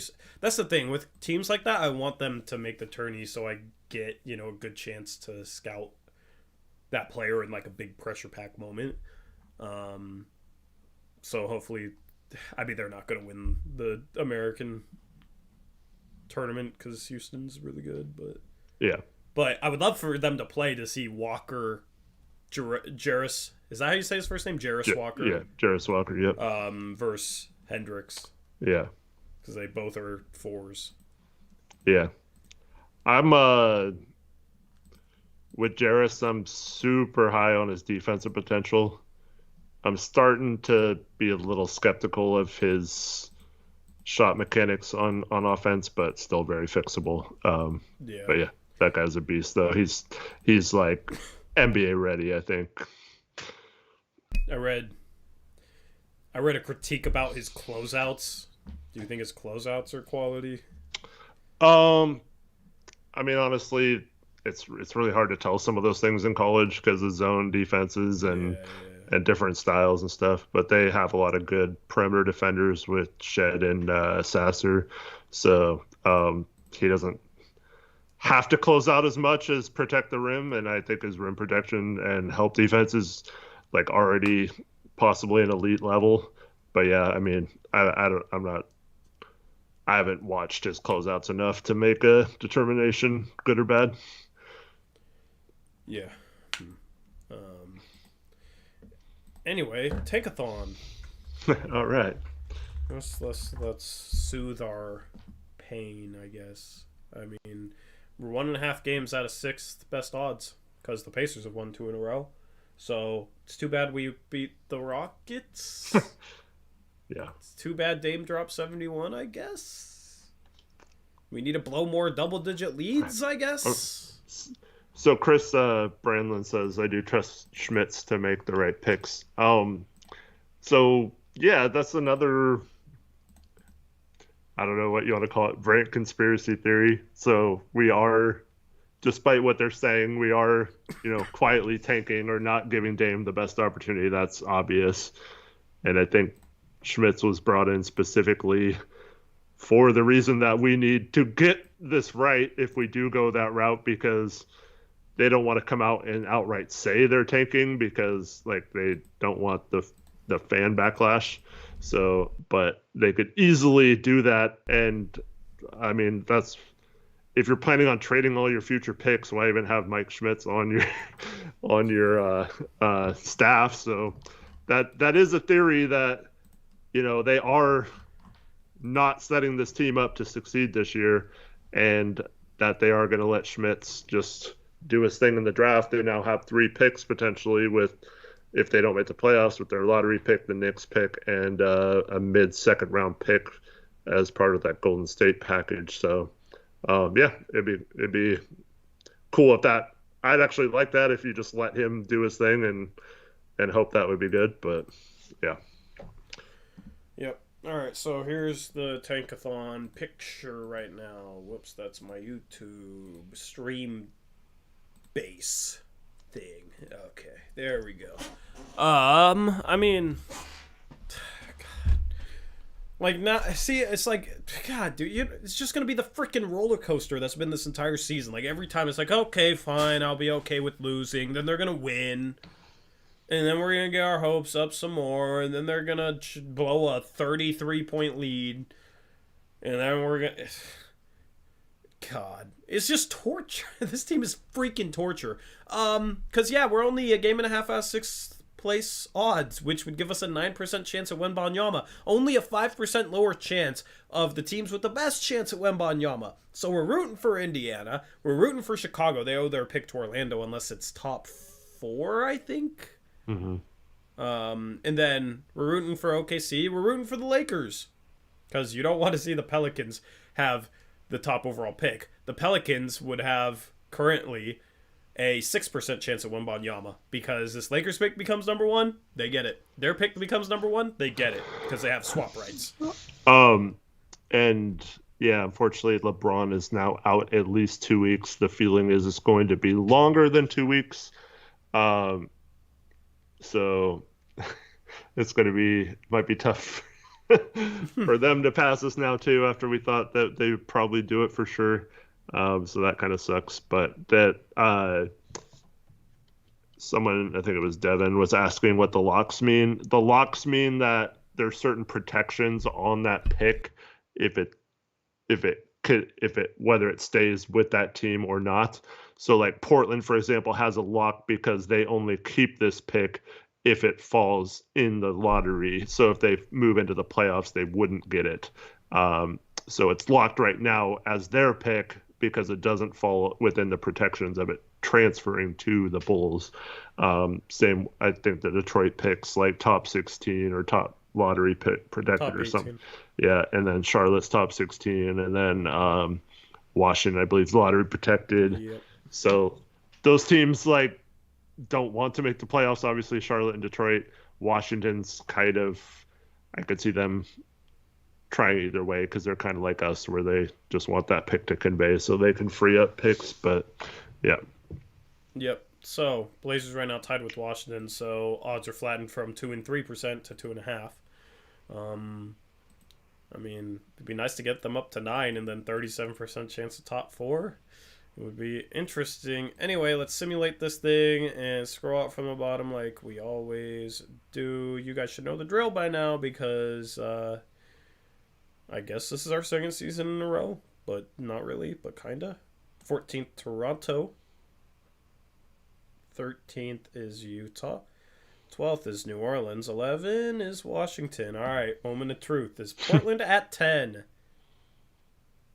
Nope, Portland's in the Let's top go! 4. Woo! Portland is in the top 4. The Lakers, the Pelicans don't get a top 4 pick. They swap with the Lakers. They swap up 2 spots. Nice. So, haha, Pelicans. This is ideal right now. Yeah. Perfect situation right now. 9th is Chicago. Chicago's pick going to Orlando, which means that Orlando's other pick moved up. I think. No, that's not Orlando's other pick. No. That's... Is that Toronto? No, Toronto's 14th. That's OKC. OKC which moved isn't up. good because you don't want to see OKC have Yeah, Wemby and shit. Yeah. Or 8th. Scoot and Oh god. Scoot and SGA. Yeah. Or even one of the Thompson twins would make sense for them. So you'll want to see them move into the top 4. Indiana at 8. Orlando at 7 and 9. San Antonio at 6, which means Detroit moves up, I think. And then Detroit at 5. So you got Houston, OKC. Who's the other team? Charlotte. Houston, OKC, Charlotte, and Portland. All right, top 4. Moment of truth. With the 4th pick, the OKC Thunder. So Portland's top 3. Okay, nice. Perfect. At 3, Charlotte. So Portland's top 2. Moment of truth. Could you imagine if it come down to this and we're one of the final 2 teams with a chance at Wemby or it's a freaking point guard? Yeah, and then it goes to commercial and we're just sitting there like I'm probably passing out or having a heart attack or both. Who is it? Us and Houston? Us and Houston. Houston doesn't deserve either of those I know. players. Houston doesn't deserve them. We deserve them for all the pain we've been through. Oh, my goodness. I will actually be kind of sad if it's us on this Tankathon sim at 2. I don't know, man. It's still good. It's still good for trades and stuff. Bro, I would be devastated if we were at the final 2, chance at Wemby, and if we were at 2. I mean, it's still way better than 10th. I know, but to get, I feel like you'd be devastated in the moment too. Like, oh my goodness, we could get Wemby. I'd be sad, but I do think that does open up a lot of possibilities that we. It's like, well, you guys had a good outcome. Now it's down to the savior of your franchise or Cronin has to pull off a good trade. Mm-hmm. Oh man! All right, well, let's figure it out. At 2, you have the Portland Trailblazers. Rip. Rest in peace to the dream. At 1, you have Houston gets Wemby.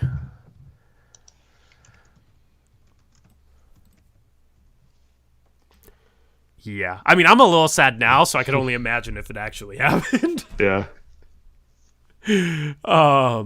So what would be the move here? I'm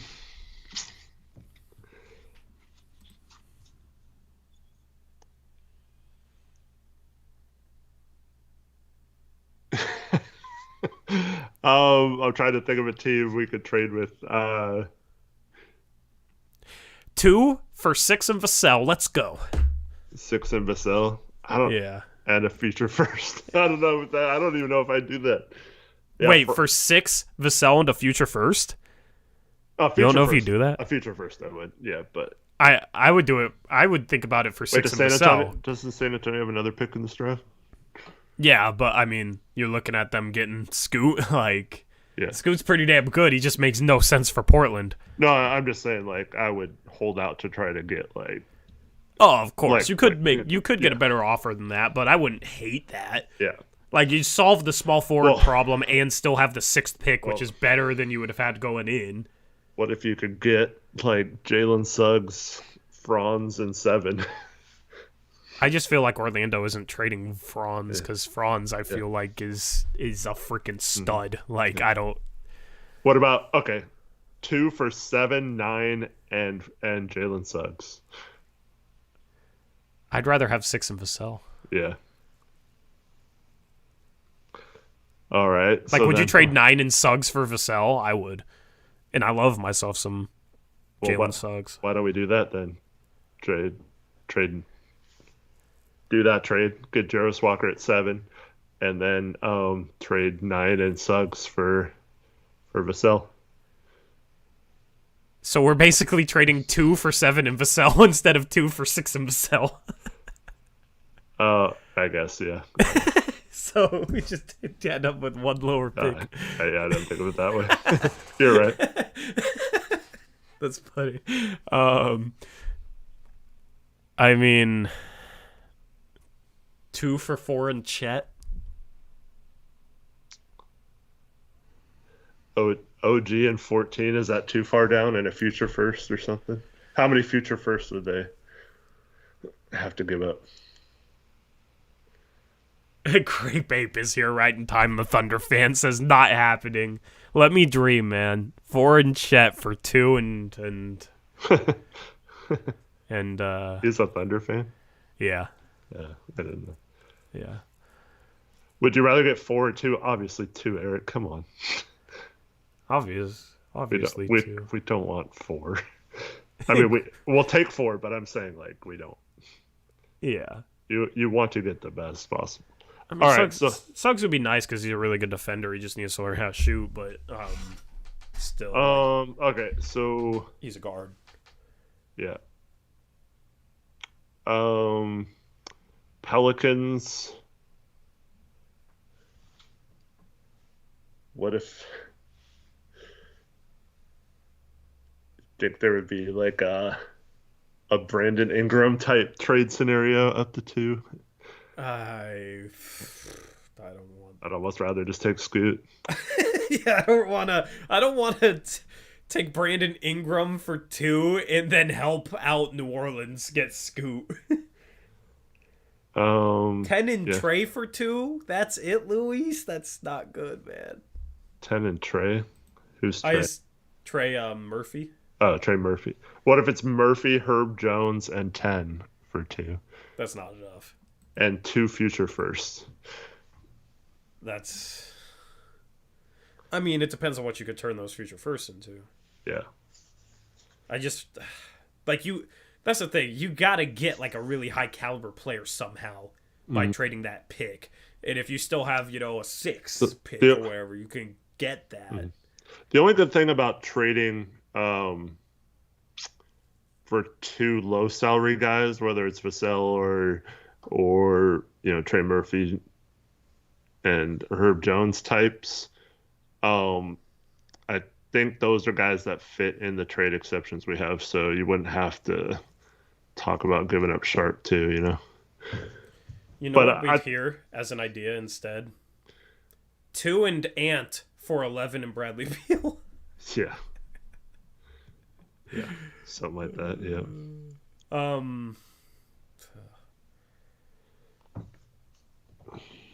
I mean, 6 and Vassell would be my... Is Gary still here? Gary doesn't pay attention. Said he wasn't paying attention to the draft, so... Yeah. Scroll down a little bit to, like, lower than 14. Because you could probably find a way to get OG. You pull a reverse Masai Ujiri on them. Yeah. Utah's there with 13 and 16. But who would you want? You need like probably 4 firsts at least on top of that. I mean, they have the first, and Danny Ainge, I think, would be the type that would go all in for someone like Scoot.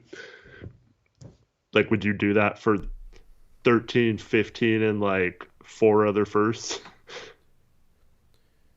I mean, like 6 firsts, basically. I mean, if the plan was to like flip those assets for Embiid, and we ended up with more assets at the end of it, then sure. But like, that's the thing is, I don't like that idea unless it's turning into something. We're trading.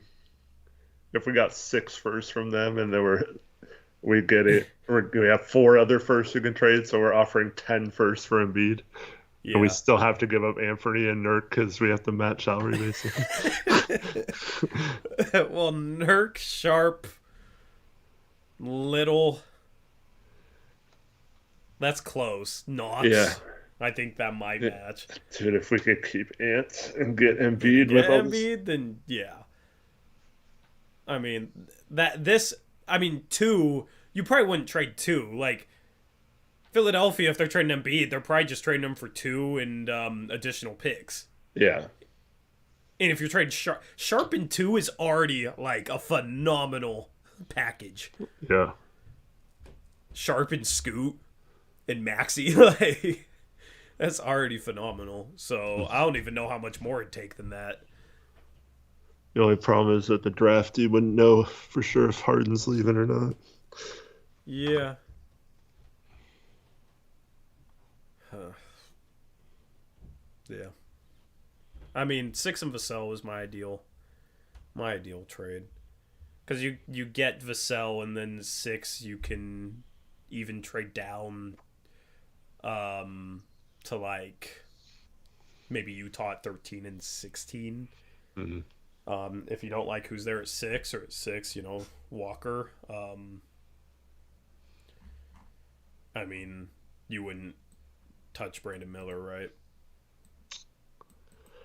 I mean, I don't know. Stuff. Some people are asking in chat. As a prospect, I still think he's number 3 on my board. It's just, I don't know. It scares me. I don't know if the Blazers would do that either, but I do. But like that's the think. thing. If he's there at 6, obviously that's a steal. He Right. can't be there at 6 because Or the if issues he with, falls to like, we're at 10 still, and he falls to 10. That's somewhat. I'd have a hard time passing on. Though. I know. Oh god. Yeah. Like that sucks. Devin Vassell just thumbs down this stream, says Spurs fan Gary. Hey, 6 and Vassell for 2, you get arguably a generational point guard prospect. Generational might be a little bit much, but Scoot is legit. Like you get your Dame of the future. Jamie Orozco says, how high could we get with 6 and 21? Short of a team that doesn't need a guard getting number 2, I don't think many teams are trading in the top 5 here. Yeah, I mean, honestly, the difference between like 6 and 13 is not much. Mm-hmm. So that's the thing is like, what do you do with 6? I mean, honestly, you could still try and go for Embiid with 6 and 21, and I don't know. You probably can't keep Ant. Maybe just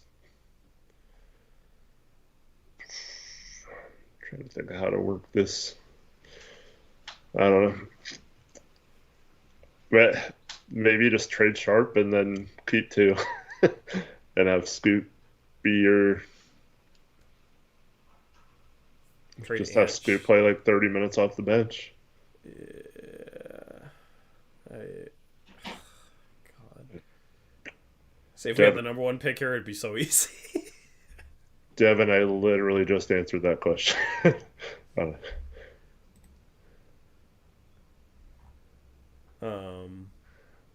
Scoot for Nas Reed. Yeah, I don't know. Like my dream would be like 6 of Vassell for 2. Obviously, it's not realistic. It's a dream, but 6 of Vassell for 2, and then like 621 and 3 future firsts and Sharp, Nurk, Nas, and Knox for Embiid, and then you have Dame, Ant, Vassell, Grant, Embiid. Yeah, but I don't know which one would be more realistic because I don't know. I wouldn't say for sure that wouldn't be enough for Philadelphia if things went awry, but it probably wouldn't be enough for Philadelphia. Yeah, at least get Zach back. I agree there, Luis, and whoever said it earlier too. Sorry. Hog, you're gonna curse your Padres if you come in here saying that. Karma's a thing. Don't be saying none of that, bro. Thank you, Sam, for watching. Bye, Sam. Opinions. Appreciate you, Sam. Yeah. He didn't say he was leaving. He just said. Oh, yeah. Sound like a goodbye. Man, don't go out here with trading a loyal player when you guys just signed Machado to 11 more years. And he's like, isn't he close to age with Dame? Yeah. He's in his 30s, right? Machado? I think he's a little... if I had to guess, he's 29? No, he's older than that. I think it's he's like 31. Yeah, I think he's 31. I'm googling he's almost Dame's age. Yeah, so I thought I heard that 11. No, he's 30. Okay, he's 30. So right, he's gonna be 41. You're gonna pay him like $60 million. And, that's gonna turn into a Robinson Cano and you're contract. You're saying Dame's bad contract. He said Dame was a bad contract. No, I'm just saying, like, he's saying to trade Dame. Yeah, he's just trolling. I'm just putting words in his mouth. Yeah, he's a troll. Yeah, he's a troll. Anyway,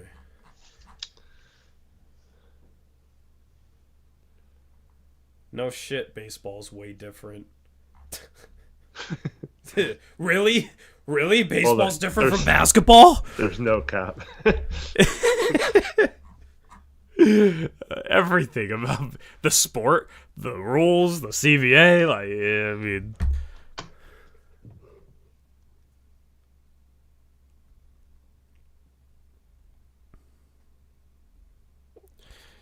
I don't know, like, if Sharp was a problem, I don't know why they would have not looked to maybe move him at the deadline. Yeah. I mean, maybe they're sitting there hoping Embiid wants out, and they're waiting. Mm-hmm. Bro, man, Hog, get out of here. Only chance to salvage Dame in Portland is to get Embiid. It's not a situation where you have to salvage Dame in Portland. Like, Dame's partnership with Portland is more than just based on winning. Like, I'm tired of how everybody makes it out like Dame has to win or else it's a waste of a career, and like it's just all based on like championship chasing, because even some guys that have won championships, Kevin Durant gets no credit. It's all about media narratives and stuff, you know. Charles Barkley talked to Stephen A. Smith after Stephen A. Smith was talking about how he wished Dame wasn't in Portland, blah, blah, blah. And Charles Barkley was like, these guys just give in to peer pressure from the media. Mm-hmm. That's all they just give in to peer pressure. But then they go and pair up in Super Team and they get no credit for it. All the people that are like, oh, Kevin Durant hasn't won a ring. Oh, he goes and he wins a ring with Steph Curry, and then it's, oh, he can't win a ring without Steph Curry. Like, guess what? Your haters will never give you credit, you know? They'll figure out a new angle. So who are you satisfying? And that's the thing, is like, was it worth it? To some guys, it's still worth it to go and join up with a super team and win a ring. To some guys, it's not. Just respect that. Like, it's not about salvaging Dame in Portland in terms of Dame's partnership with Portland, because it's more than that. But it's a travesty that we haven't given him more, for sure.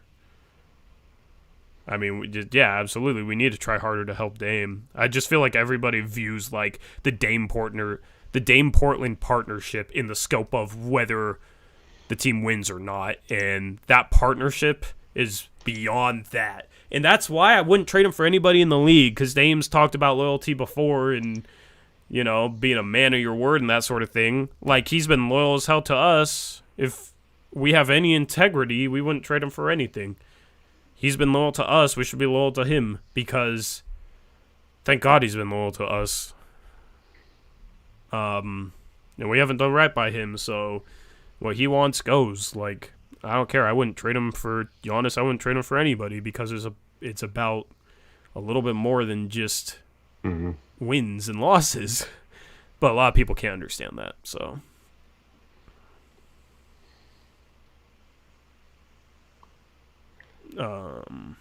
Luis says, eventually we're going to hear Dame had to tank 2 years in a row to win a ring with Wemby and Sharp.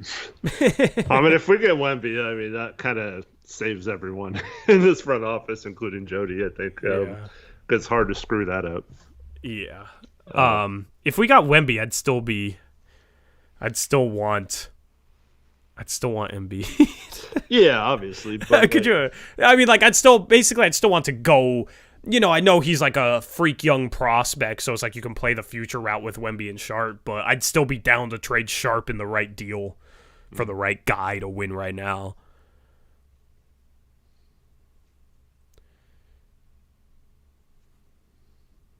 Dame has more than 2 good years left. Stop trolling, dude.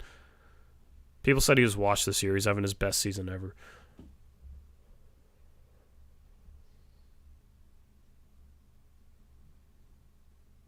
And the more young talent you put around him, the more good young talent you put around him, maybe that extends that a little bit.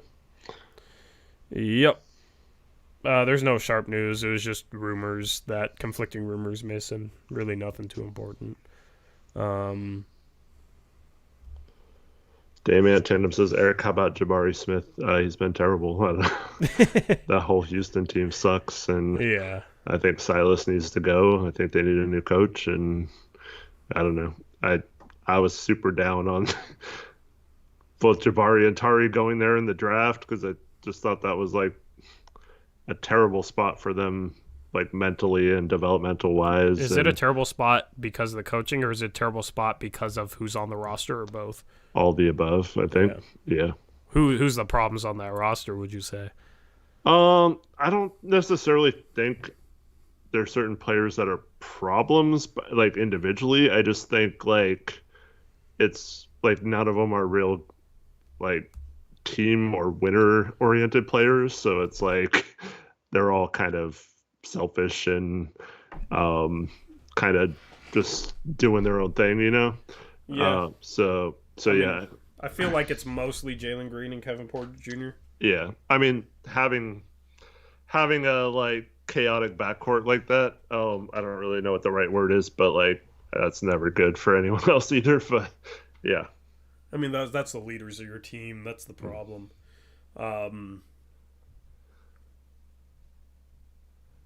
Yeah, They're like not that those guys they're are bad screwed guys or until they anything. get- It's just like, yeah. They're screwed until they get a better player than those two guys through the draft.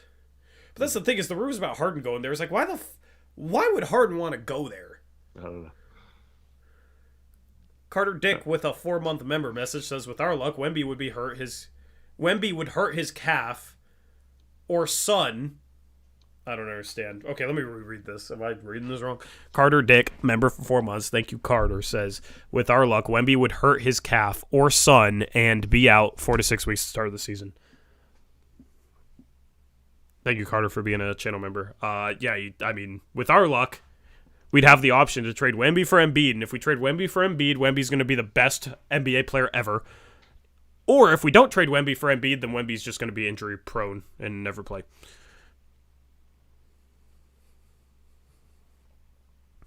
Like, either way, we'll get it wrong. There will be no right answer. It's just our luck.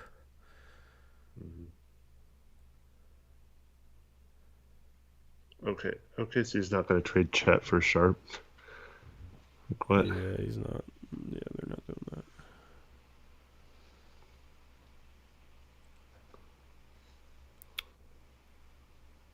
We can't trade Wemby for Embiid.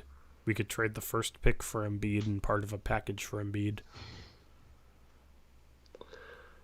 Yeah, the only difference then, Master, is I don't think anyone's going to get blame for taking Wemby. Yeah.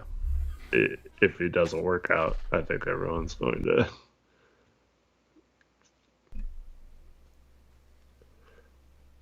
Except for Danny Ainge, like 10 years from now, would be saying, oh, if I had the number one pick that year, I would have taken Scoot over Wemby.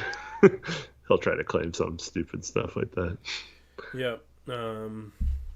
Anyway, God. This game sucked. This situation sucks. Tomorrow the Blazers play again, though. Yay! And they're at home, so. Yep. And I'm going to the game, thanks to Reese. So thanks, Reese. We'll see if they get outscored 75-40 and a half tomorrow. Again. And it's nationally televised, so the last nationally televised game we had, we choked a 20-point second half lead. Jackson's going to the game as well. Dude, like everybody's going to the game tomorrow except for me, it seems like. It's going to be 200,000 people in Moda Center somehow. Yeah, so I apologize in advance, but I'm going to be a little late to the show tomorrow. The post-game show. Yay. Eric Olson's going too. So, meaningful games tomorrow. There's a ton of games tomorrow. Then only 4 games on Thursday? That sucks. So Suns are playing the Hornets. That's KD's debut. Comes against Charlotte, who just lost LaMelo Ball for the season because the Ball brothers can't stay healthy, unfortunately. The Bulls are playing the Pistons, which matters for the tank race. If the Bulls can win and the Blazers can lose, then the Blazers will only be half a game out of 7th in the tank race. Now you're going to do it the other way, and now they're going to win, and yeah. Depending on if the Thunder beat the Lakers, then the Blazers will be a half game out of 7th. If the Thunder lose, then the Blazers would still be a game behind 7th because OKC would be 7th. And that game obviously matters because the Lakers right now are 9th. So either way, with a loss, the Blazers should see some improvement because you got Lakers at 9 versus OKC at 8 in the tank race. You got Orlando playing the Bucks in Milwaukee, so probably a loss there. But Orlando is 5th of the tank race. The Blazers are only 3.5 games back of 5th in the tank race. So if the Blazers lost and Orlando found a way to win, the Blazers will only be 2.5 games out of 5th in the tank race, which would give them 10.5% chances at Wemby. The Knicks play the Nets. The Knicks that pick is looking like it's going to convey. Knock on wood, of course, but that has gone well, unlike last year with the Pelicans pick. And those are the meaningful games tomorrow. Every other game's tipping off between 4 and 5 p.m. Blazers tip off at 7. Anthony Simmons asked, do I genuinely believe Chauncey is the bottom 3 head coach in the NBA? I don't know if he's bottom 3, but he's definitely... What is he doing well right now? He's definitely bad.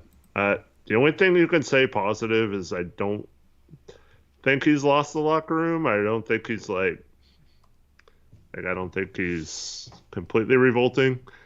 And I also... whether he had a say in the roster or not, obviously he did, but I don't feel like pretty much any coach could do much with Drew and Trendon as your rim protectors right now. So I also, it's unfortunate, but he's not doing a good job, and also he's not being put in the best situation, kind of like Dame. But it's just tough because I do think they have been doing some nice things with Dame prior to this game, at least. With using him off the ball and things like that. But, yeah, if there's stuff going on behind the scenes, like questionable player work ethic and tardiness issues and things like that, that's, to me, a coaching problem too. Yep. Or an accountability discipline problem. Yep. And, it is kind of hard given that this roster is utter crap.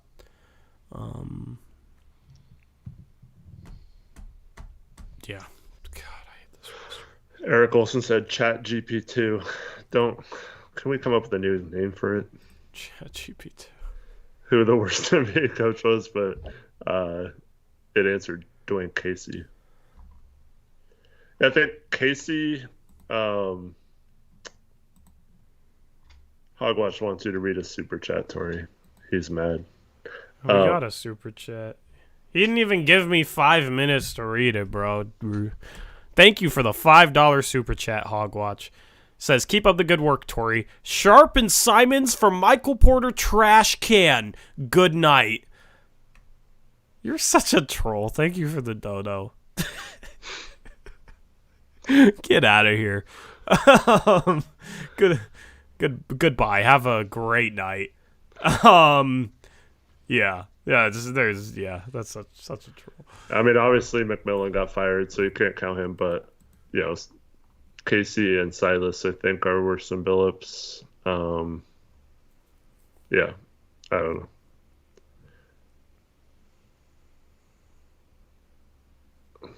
who was the worst coach, Paul Silas or Steven Silas? Definitely Steven. Paul was actually a pretty good coach at times.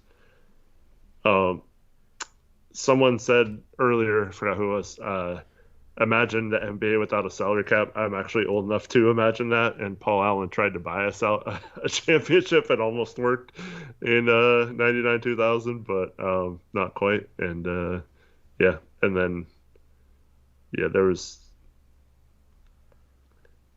several teams that did that. Like the Knicks tried to do it too, and but we had like the highest payroll by far a couple of those years. Paul Allen would always do that, and then there was a time where they became more fiscally responsible for a while when he lost the ownership of the Rose Garden and then had to buy it back several years later, and it was never quite the same after that. But yeah, he was pretty much an owner that was willing to pay the tax or do whatever it took to get a championship, and unfortunately it never worked out for him. But I definitely think if he was still alive, we wouldn't be trying to duck the tax every year and doing that kind of stuff. Yeah. Yep. Oh, God. I hate it. I hate it. I hate it.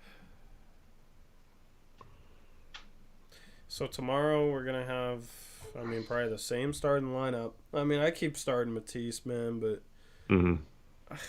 in this game, Nas plays 15 minutes after playing really good the past couple. He had a really good first half tonight. Missed a bunch of shots in the second half, but I don't think he was the problem at all in defense tonight. Nope, but he only plays 15 fucking minutes, dude. Cam Reddish plays 29. In the first half, I was like thinking, man, Nas looks like the starting small forward right now. Doesn't matter if he looks like LeBron. He's not going to start. Mm-hmm.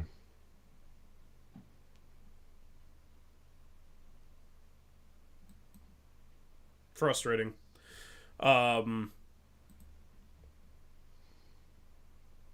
Frustrating. Like, I get it if you want to start Cam to see what you got, but you got to play Nas more. Just God. It doesn't make sense. Sharp gets 31 minutes when he had some terrible defensive possessions. I'm fine with him getting 31 minutes, though, because you're trying to develop him, but Sharp and Nas take precedence for me over Cam Reddish. It makes no sense. So what did he play, like 13 minutes in the Kings game or whatever?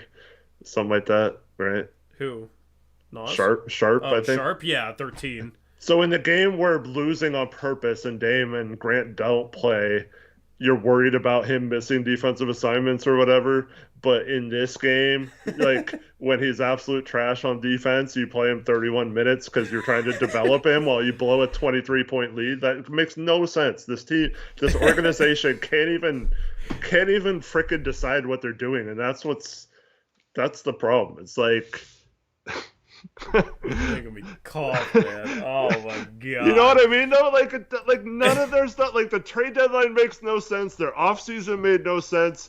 Like nothing makes sense. Like they say they're trying to go all in with Dame, and that's all they care about is Dame's timeline and doing what's best for Dame. But then every single one of their moves like proves otherwise, and then they sit them out because they had to sit on a plane for several hours in the snow and didn't want to risk them getting hurt, but they're still going for it and don't ever say we're tanking and it's so dumb, like you guys are idiots because you thought they were tanking, and then they don't even freaking start Sharp and Nas in that game, and they're playing guys who might not even be on the team next year heavy minutes, and then in this game where they like need to win and it'll be a huge victory, they're letting those guys just make mistake after mistake on the floor and being like, ooh, what are we supposed to do? They're rookies or whatever. Like it just, they don't even play Walker tonight. Like he's been solid defensively and rebounding and stuff. Like I don't get it, dude. Like what the hell are we doing? What are we doing? Like that's like my biggest problem. Like we don't have a direction. We're like a rudderless ship, and we're just like going like, oh, I hope this works out. Oh, we're gonna be opportunistic. That's like my least favorite thing right now. Like, yeah, okay, it's good to be opportunistic, but like you can't just keep saying that and never being opportunistic. Like you're not opportunistic if you never actually take advantage of being opportunistic. Yeah. Has nobody said anything about the plunger in the background? You have a plunger in the background? Yeah, it's a medical plunger, so it's like for like legs. It's not for, it's not for shit. But I didn't mean to leave it in the background, but it is very fitting. I'm just surprised nobody said anything, or maybe my head's been blocking it the whole time. Yeah. I haven't noticed. Yeah. Play-by-play $5 donation. Thank you, Chase, Jody, Joe, Chauncey, the worst owner, GM, head coach trio in the league. Let's see if I can lay my hat on it. Let's go. Dude, I'm the king with hat throws. That was a very far. I mean, more impressive if it was over your head. Didn't knock over the plunger. It's through the back of the hat, the hole in the back of the snapback. Medical plunger is not better. That does not look like a medical plunger. You shouldn't have said anything. I didn't even medical. I don't care. It's for so you guys know what IT bands are? It's like a band that runs down the side of your legs. If it gets like really tight, it can kind of get stuck to muscles, so you have to pull it off. It can cause like knee issues and stuff. So that's that's what it's for. Because I have bad IT bands. Bad knees because of it. So, yeah, pulled it out. Jay says Blazers Uprise hat throwing contest more entertaining than our basketball team. Oh, man. Oh. It's very fitting. I might just leave it back there for every stream from now on. People have said I need to do more with my background, so just keep adding stuff related to poop and trash and stuff. I know, yeah. I need a Mario Hezonja bobblehead or jersey or something. I'm glad you guys like Mario Hezonja being in the thumbnail. I was trying to think of what I could do for the thumbnail that was fitting for this team.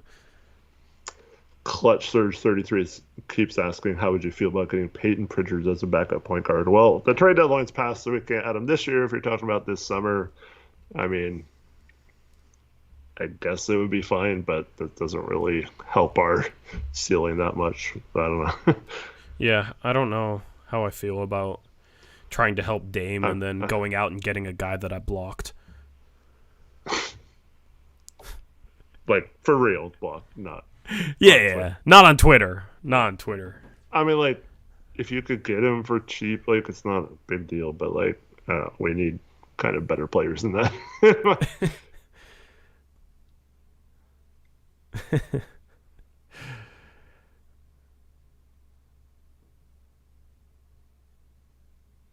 Who was the guy that Ha Sung Jin hit with the stick? He hit somebody with the stick? I don't know what that is. Oh, shout out play-by-play. Speaking of play-by-play, with a $5 dono, says Jody, Joe, and Chauncey are the... I'm reading it again. They are the worst owner, GM, head coach trio in the league. Yeah. I agree. What was I? I was probably... I think I was thinking about, oh my goodness, there's a plunger in my background when you read it, because I was hearing whatever you were saying when I was thinking that. Occasionally I'll leave like a can of something. Yeah, but no, today it was that. Torrey can be the starting small forward for us. I mean, I did have a good rec game during the first half. I had a 40-point triple-double, Eric. Mm-hmm. I was 7 for 14 from 3. I hit a Dame sidestep 3. Nice. Yeah, sidestep going to the right, fadeaway 3. Hit one of those. I was quick today, got new shoes. They're KDs. And I was watching last night, some... like sprint technique YouTube channel. Basically like technique tips for being quicker. Applied some of those. I was fast today. So balled out.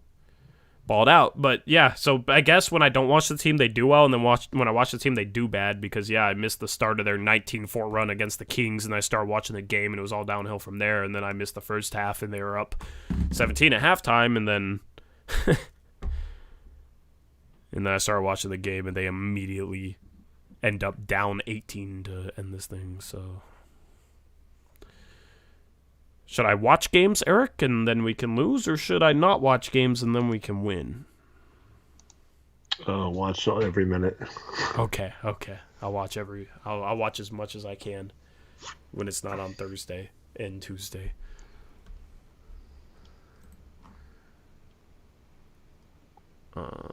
So game tomorrow, Pelicans. I don't even want to look ahead of the schedule. It makes me want to throw up, actually. Yeah.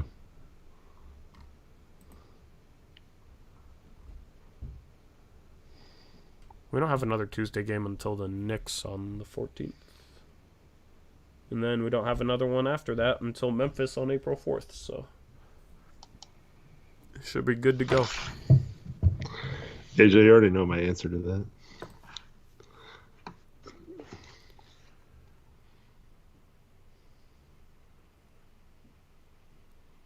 Yeah. Jamie says realistic Blazers offseason. Drafting someone at 10 and 21 and hoping they turn out good. And signing someone with like the tank mid-level. That's too good. The tax mid-level. That's too good. We trade 10. Realistic. Yeah, right? realistic. Okay. We trade 10. Who would we trade 10 for? That would be such a Cronin trade and like Jody cost control trade that they could pitch as good. Like 10 and Nurkic for... No, it's not even cost control. There'll be someone like Hart who they rave about, and then at the deadline they trade him for nothing because they try to tell us that they can't re-sign him or whatever. Who's like a center that's not better than Nurk, but it's like a little quicker? And... Valanciunas. We're gonna... Nurk in 21 for Valanciunas. Yep. And then 10 for... God, I don't even know. Let me look up the NBA. No. Okay, Rahi's tying my whole offseason theory together. We're going to sign and trade for Vucevic, hard capping us, and we're going to trade them Nurk, and that'll be our offseason. We'll be hard capped, and then we'll find a way to turn like Nurk and 10 into... And we'll get like Dwight Powell to be our backup center or something. Yeah. Nurk and 10 for a Kongwu or something. I mean, salaries don't work, but... And that'll, like, make us ready to compete. Capella.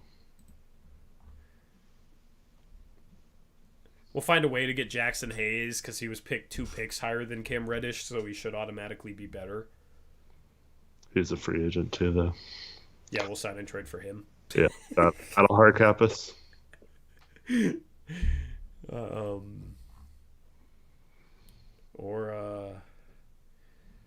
Yeah, I went back and looked at 2018 draft. It was like, oh, Kevin Knox was a top 10 pick. He sucks. It's like, oh yeah, we already did that. The lottery in 2018 was actually really quality.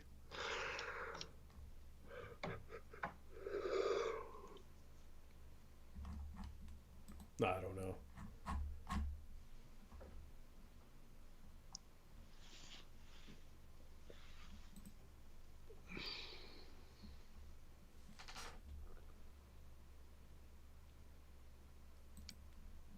Anyway, Eric be yawning.